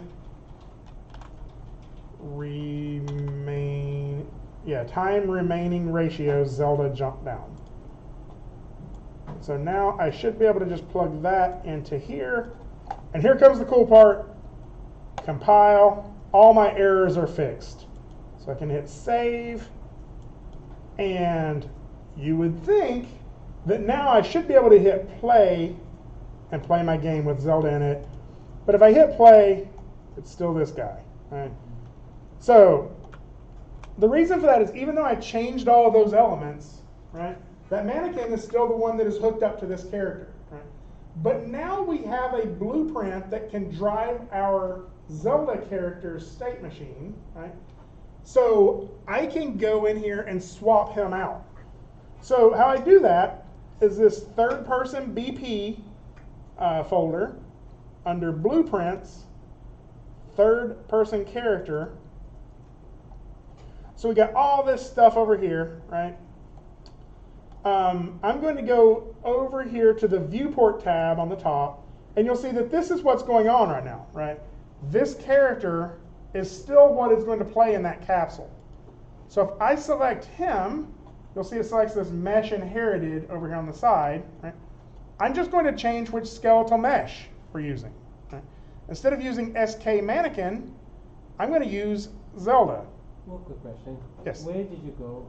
I lost track. Okay, I got you. So third person BP. I'm at there. I'm just like I'm at the viewpoint. Okay, so then blueprints, and then third person character. And then across the top, there's these three tabs. Click on the viewport tab. So then we should be able to choose this mesh inherited, which is this guy here, and change that from SK mannequin to Zelda. You'll see now that's her. Right? Now there's one more step we need to do, because if I were to compile this and save it right now, it would just drive around my skeletal mesh. Right? We don't want it to do that. We want it to play certain animations while it's driving around that skeletal mesh. So you'll see over here, use animation blueprint is set to none. Well, we have an animation blueprint for this character. It's called Zelda Anim Blueprint. And when I click that, you'll see that she goes into her idle animation. Right? If I hit compile and save, now if I hit play, Zelda's here, and if I start moving, her animations will play. Right? If I jump, she will jump and she will land. Right? All right. That's where we wanted to be. Save all. So I'm going to go to File, Save All, just so I have all of that progress saved. And what I'd like you to do now is just play your character for a little while. Like, just see how it feels, right? Feels a little weird, right? That's okay. We're going to fix all of that here in just a minute. So, all right.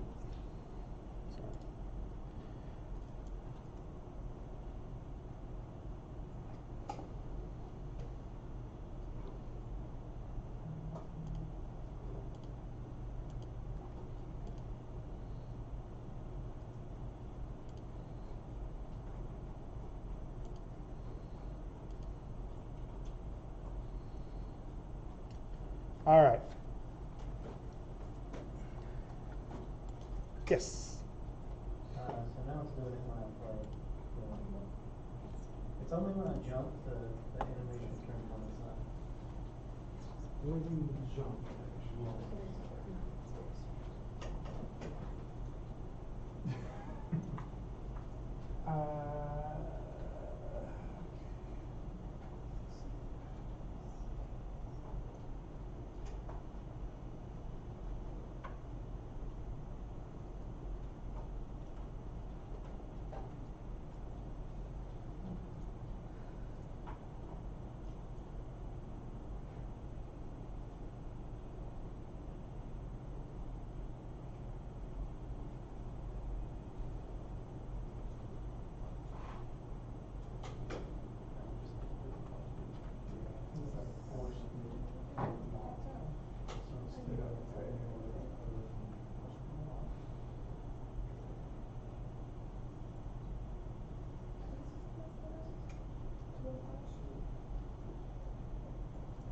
You may want to do that with the others too. That might be a better way. There he goes. So you say a little hitch he does right at the end now? Watch him on the hands. I think that is in there.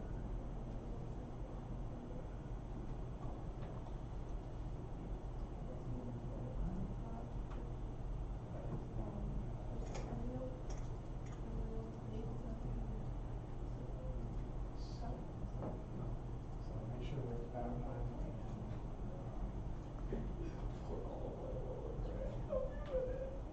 yeah, no problem. So that'll probably fix the little hitch. That's cool. Thank you. So two things. One, to make sure I got the animation, I use this one here for animation class. Yes. And then okay. Yep, that should do it. Okay, and another thing is coming with the textures, because all my textures is in my project settings source images. So actually, there's we can plug those in pretty easily here. We'll look at that here after class. We've got a couple more things we're gonna try to do. Sounds good. All right. So I want you to notice a couple of little things. These are just a couple of things that sometimes people mess up on. Is that loop animation? Notice how my character jumps and then lands, right? But if you forget to do that loop, oops, wrong one. Under like if you leave jump end. If you leave loop set to on, watch what happens when she lands. She will jump, and then she has a little twitch at the end, right? So when she lands, she gets a little twitch. And that's because it's starting to play the jump again. So there's lots of little things that we're going to be looking for when we're playing, and really this is probably one of the most important parts. This is why we do this. Or why we're going to do this as part of your homework tomorrow, or next class period, is because these are the things that people can help you find, right? You've already seen, though, ways of making this better, right? If you're like, my character's run is too slow, like, go in there and make your animation for that run faster, right? Go in there and make it slower, make it whatever. You can start adding little changes to this to make your test more accurate, right? Right now, one of the things I notice is that my character's land on the jump is too slow. Right? So I've already got all this saved. I could go to Unreal or go to Maya, and my jump down, right, that's playing really fast to there, but then it takes a long time to get back to here, right? And so probably what I would do is select all of my character, move that keyframe forward. In fact, we don't really even have to have that keyframe. But let's do 1075. I can change my animation length to 1075. Right? And I'll go ahead and save this. And I can just export that animation now. I'll replace it. And re-import that and see if that feels a little bit better. Right? The cool thing about that is, like, that's all we really have to do now in terms of making these animations better. We go into Maya, we keep both of these programs open at the same time. I make changes to my animation. I bring them back in to see if that's working better.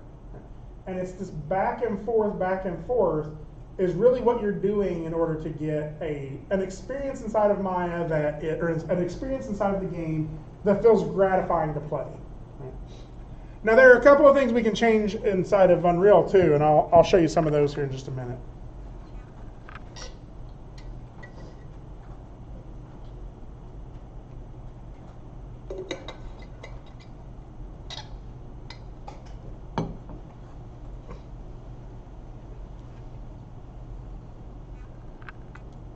Okay.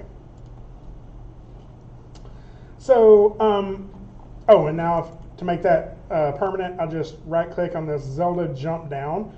Something you'll notice here, if I mouse over it, you'll see my sequence length, about 5 lines down, is 0.83. That's like how many seconds? It's 0.83 seconds. Well, I made my animation shorter now. If I re-import this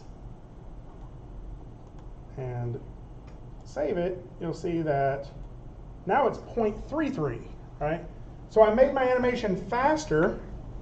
So now, if my character jumps, she hits the ground and kind of springs back up a little more energetically, right? There's still a couple of little things I want to fix in some of that, and we'll kind of dial that in as we go. But this is working a lot better. Obviously, my run does not feel right. Like she's just walking. But what I would check is, does this feel like the correct speed that I want my character to be moving, right? Is your character jogging? Is she like on a sprint, like she's after something? Because that is things that we can change as well. I believe the way we do that is we go to our third person BP under blueprints, third person character. I think I always have trouble finding this. It's not here. Character movement inherited, right there. So if we drop down to this character movement inherited, we'll see a lot of information in here, right? And one of them is max walk speed, right? So right now that's set to 600. That means 600 units per second, right? My character is traveling across the screen 600 units per second. Now an Unreal unit is the same as a Maya unit, which means if I want to see what that looks like in Unreal or in Maya, and we'll talk about this a little bit more later, all I have to do is grab my character's my placement controller, right? And I just have to animate that moving 600 Maya units in a second, right? And then I'll be able to see what that run would look like inside of Maya, right? Once I get it into Unreal. This is the way we can eliminate foot sliding. I will show you how to do this once we get into the Unreal project. Okay, or once we get into the run animation. So I closed all that down, didn't I? Oh, no, I still have it open. So again, this is under third person character. I can change that. My max walk speed, if I feel like that's too fast or not fast enough, I can change that to 700, or let's do something ridiculous. Let's do like 2,000, right? This is actually where it can be kind of fun. And when I hit play, like, yeah, everything was the same except for when I run. Woo, she's a moving. Watch her go, right? And so if you're wanting like a really fast speed, like maybe that's how you would do that. I don't want it to be that fast, but this is how I can dial that in little bits at a time. Character movement inherited. I'll go ahead and set mine down from 2,000. I do want her to go just a touch faster though. I may go like 700. Compile, save, play. Oh, I don't want to play it in here. What am I doing? Play. And so then, yeah, that feels a little bit more like a run to me, or at least a pretty fast jog. Other things that we can change in there. So this one's just a fun one to play in. I can change my Yeah, here we go. My jump Z velocity. So right now it's at 600. Really, that means that's how hard your character is going to jump off the ground, right? So we could change that a little bit. Change that to 2,000, right? Again, compile and save. Play. And so again, my run looks fine, and when my character jumps, she jumps way up here, right? Now, you have to be careful, because if you jump outside the box, you're going to fall further. And then we got to mouse back up in here and get back up. Okay. So, again, you can just sort of play around with this to get the setting you want. I do like a higher jump, so maybe I'll set that to 700 too. File and save. And then we can just test that out to see. But this is something to consider. Like if your character is not jumping that high, or not feeling like they're putting a lot into their jump, like the way she pushes off on the jump, then maybe you want your character to not jump as high, right? Or maybe there's not as much impact. Right? Maybe your character's heavier, and you want them to feel like they're barely coming off the ground when they're jumping, right? So there's little things you can adjust in here to make this more interesting. All right, so file, save all. So it's time to make this character punch, because the thing you'll recognize, we have everything working in here except for the punch, right? Moving around, jumping, the idle and the run. So she's idling, and then she's running, and then when I hit the space bar, it is triggering all three of my animations there. Right? The one that's not triggering is if I click my mouse, she's not punching anything. Right? So we have to make that one work next. Now to do that, we're going to have to go back into this third-person character. So you remember all of these inputs? It's in the input graph here. If you're in the viewport, you just step back to these things here, these inputs. This is my movement input, right? This is how I jump. This is how I do all of those things. And so we're just going to add another one to this. Right? We're just going to add a trigger, an event that happens that causes our character to punch, right? So I'm going to right-click on here, and I'm going to start typing left mouse button, right? So the mouse event is when I click my left mouse button. So let's click that. Okay. So there's a couple of things that can happen. It can either be when I press it or when I release it. I'm probably going to have it when I press it. Right? And what I wanted to do is when I press that mouse button, what do I want to happen? I wanted to punch. I wanted to play the animation of the punch on that skeletal mesh. So that means I'm just going to right click in here and say play animation. So there's two different types of animations we can play here. We can either play an animation on a mesh, right? Or we can play an animation montage. Right now we're just going to play a single animation on this mesh, right?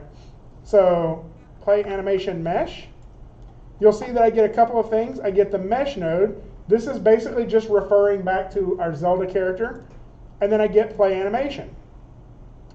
And so I can just say pressed and drag that to play animation. Right? And then I just choose which animation I want to choose from this new anim to play.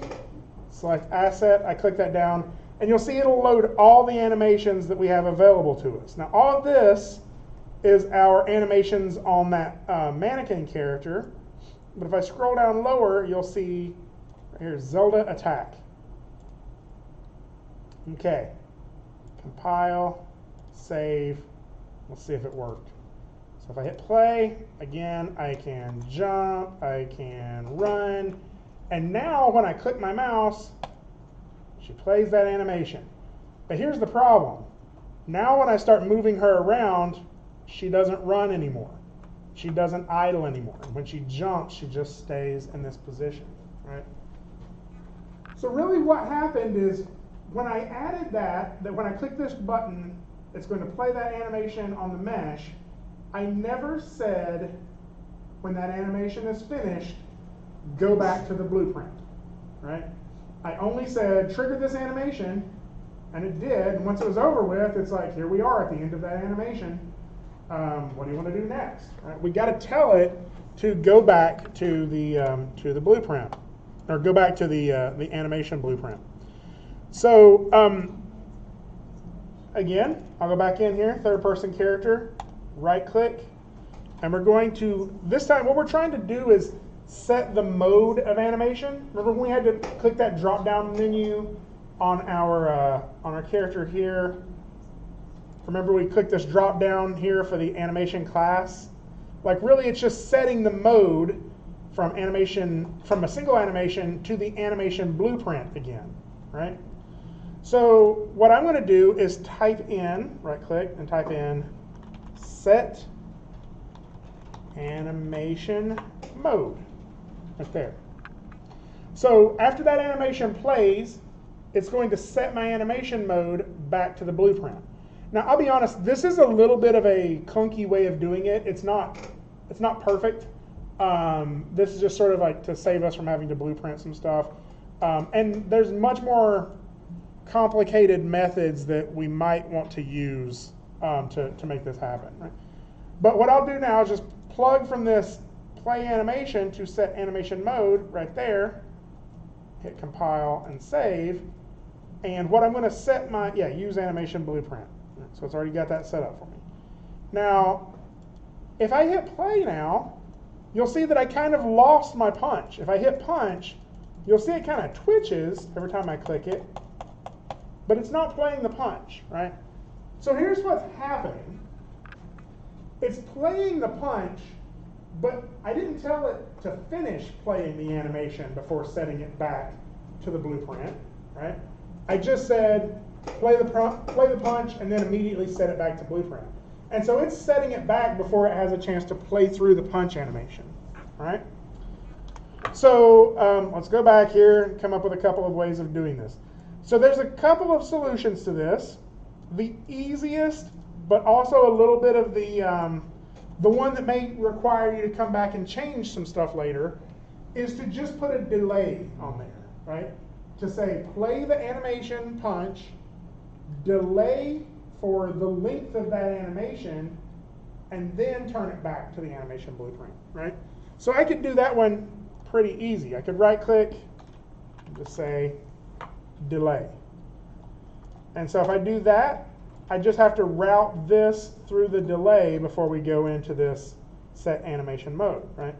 Take this to here, and then from after it's completed the delay, it goes to here. Now in the delay, you'll see it's set to 0.2.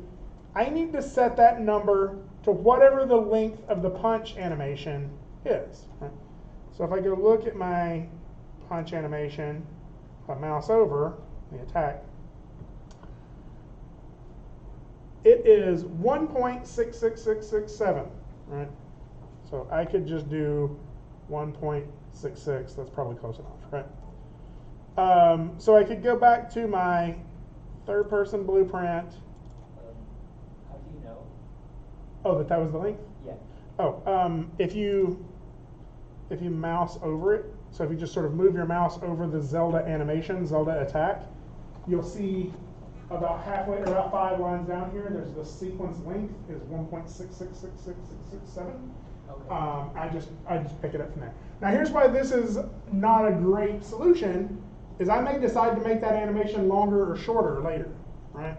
So I'll show you another solution to that if I can remember exactly how to do it. But right now what I would do is just go back to my blueprint, third person character, type in 1.66, is that another 6 there?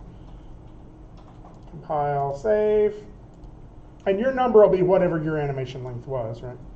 And so now it will punch, and at the end of that punch, go back into the blueprint, right? So there's another way we can do this, which is basically just to say, once this animation has ended, set it to this, right? So let me see if I can remember how to do this really quick. If I right click, it is called bind, and let's see,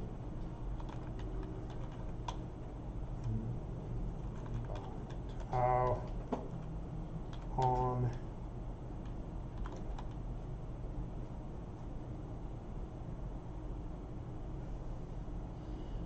input. Bind event on end play. It may be that. Yeah, I think this may be it. So if we could do this bind event on end play, I think that will help, or that will work too. So let's try this.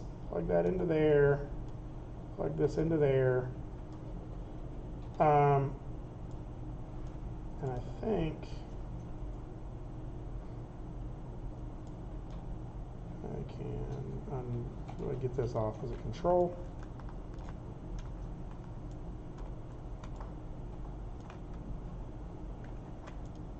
Yeah. Control click will unhook that. The only other thing I have to do on this is I just have to create that on end play note. So it's event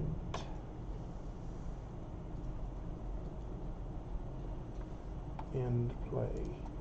There it is. So event end play, and I think I can just plug that into, maybe I'm wrong. Event.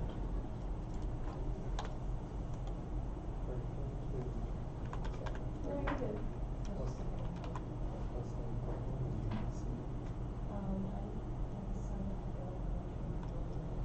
Okay. I can't remember exactly how to do this, but we can create the event that basically once the animation is done playing, it will start. I don't think this works. Yeah. So that's one of the reasons I wasn't 100% sold on showing you that one. So I can always hook this back up. I'll reference back where I got that from and try to remember how to do that exactly, because that's a little bit more precise, but this will work for what you're doing.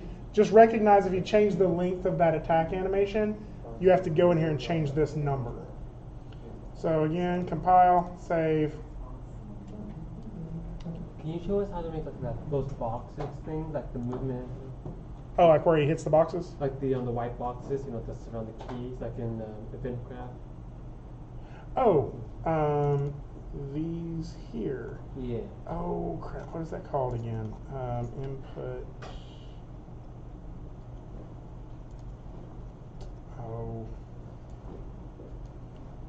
It's a comment.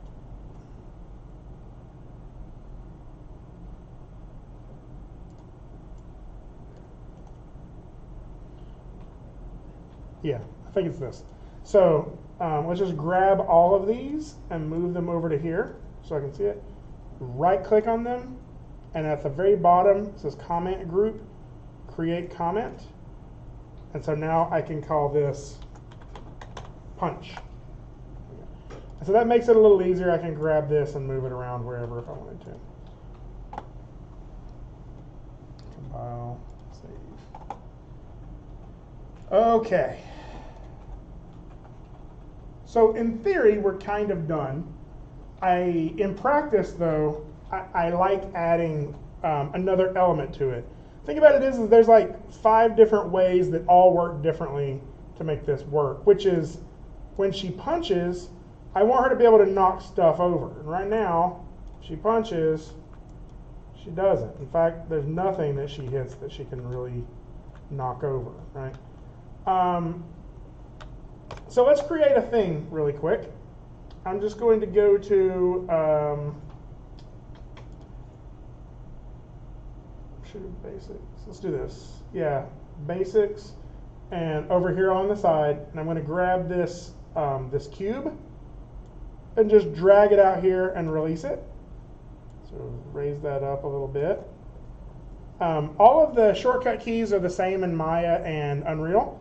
So if I hit R, I can go to scale, make this a little thinner, make it a little taller, sort of snap it up here to where it's flat. And just to make this easier for us to test, I'm also going to put it over here in front of her. Okay, and so I think, make sure this is right. Yeah. So I think all I have to do right now to make this thing turn into a physics object is say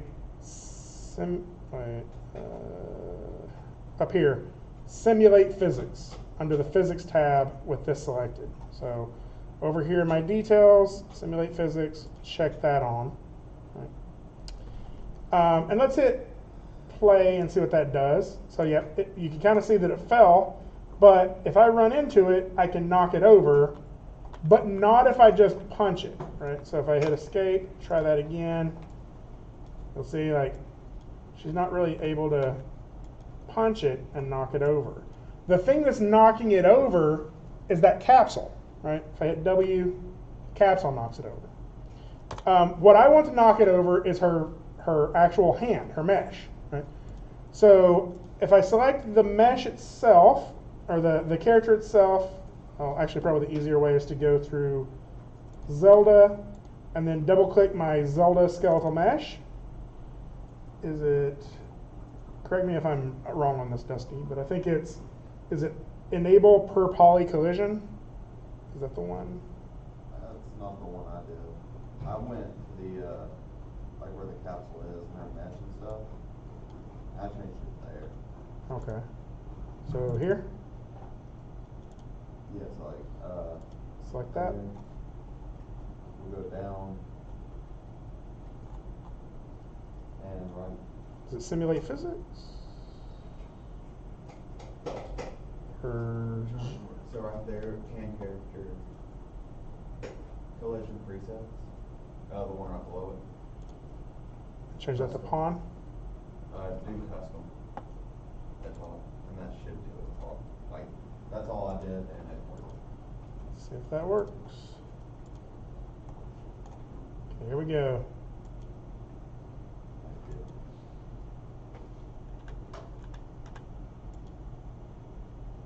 Okay, there may be another. I may have to go, yeah. So I'm gonna have to select the mesh here and say simulate physics as well.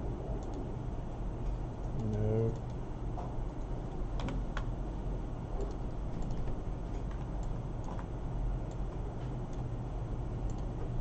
So it's not that, and it's not. Oh, that's correct. That's not.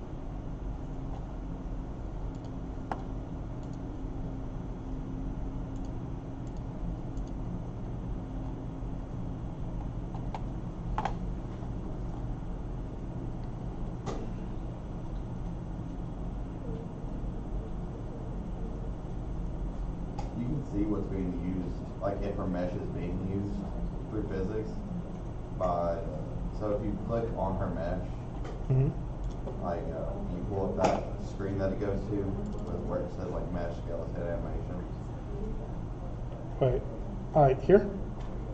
Well, yeah, like the mesh you imported. Oh, gotcha.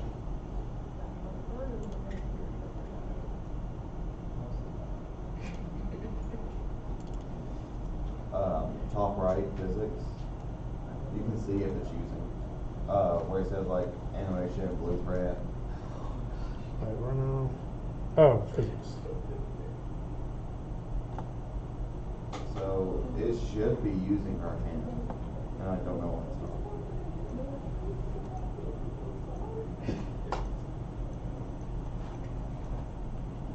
it's not. This is.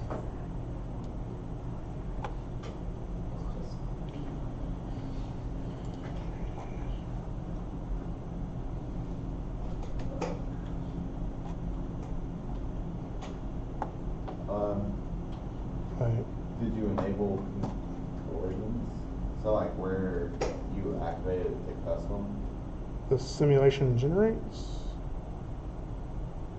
Or do I need to do it up here? Let's look here.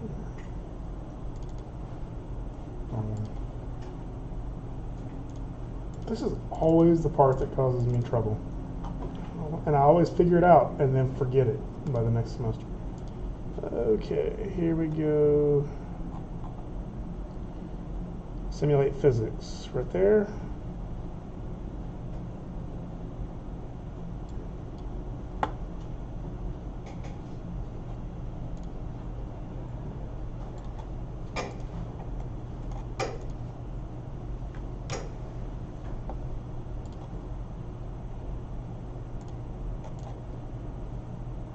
I thought I remember the last time that we did this, you like assigned a separate hitbox to her hand almost. That's what I thought, yeah. You can, but I really want it to work out to where we don't have to worry about all that stuff. 'Cause there's another way of doing it that.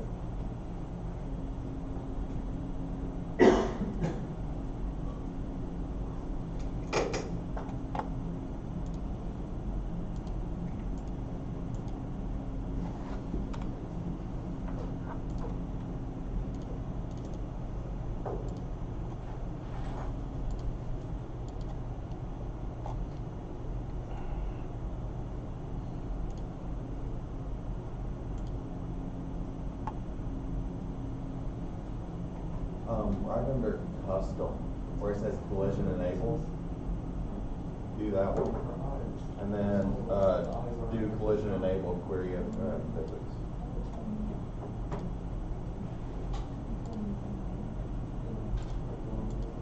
There we go. Okay. So let's go back through that again.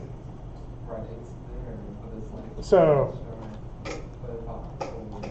Thank you, Dustin. This is, It's really confusing, like, and they hide it. yeah.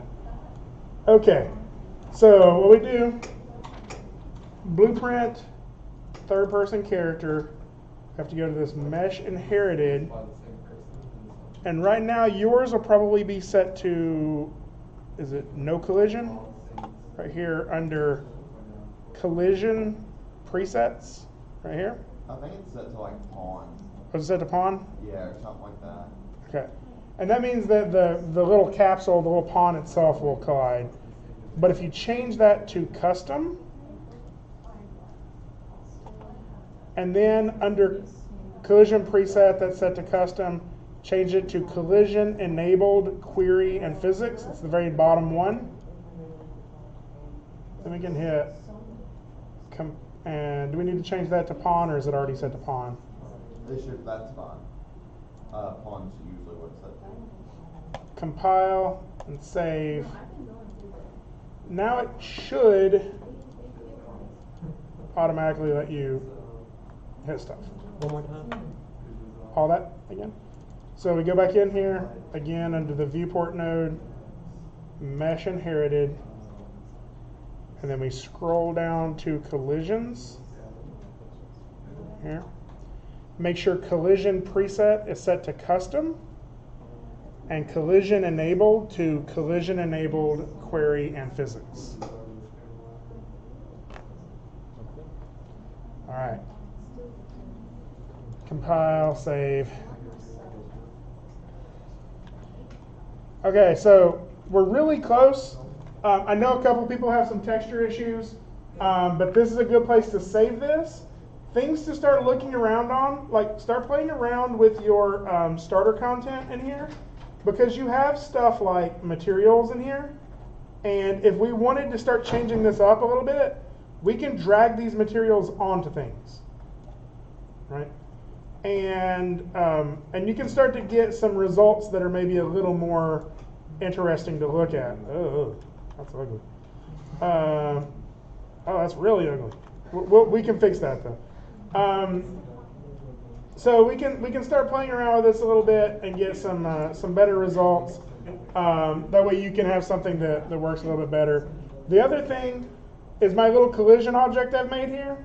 I can start changing my world to give some more interesting things to interact with. Like if I wanted to, I can move this. Why can't I see my mouse?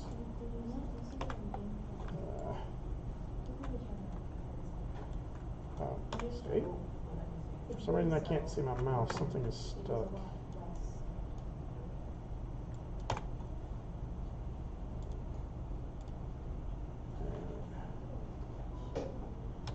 I don't know what's going on, but for some reason I can't see my mouse.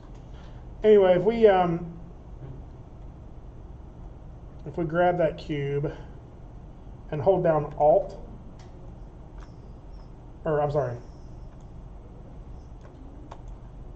yeah, Alt and drag it, we can start making multiple cubes, right? Or we can start making other things, right? So start playing around with this and seeing, you know, what you want to happen in your animation, right? I definitely want her to be able to hit that thing. Hit it. Not fall over. It's like she's suggesting it falls over. Please fall over. Fall over. There we go. All right. We made it with 2 minutes to spare. I'm going to go ahead and save the video and upload this. And that way you can watch it on 5 times the speed. Okay, so, and if you have any questions, basically what we're going to do next class period though, is we're going to open up your game and we're going to play it with your character wherever your character is, right? So hopefully you got all this stuff plugged in, or you will by then. And if you get a chance to start making some improvements to the animation, then that means you'll just get better feedback on how to improve it, right? All right, file. Save all, and I'm going to go ahead and stop the video and upload this to YouTube. Thanks, y'all.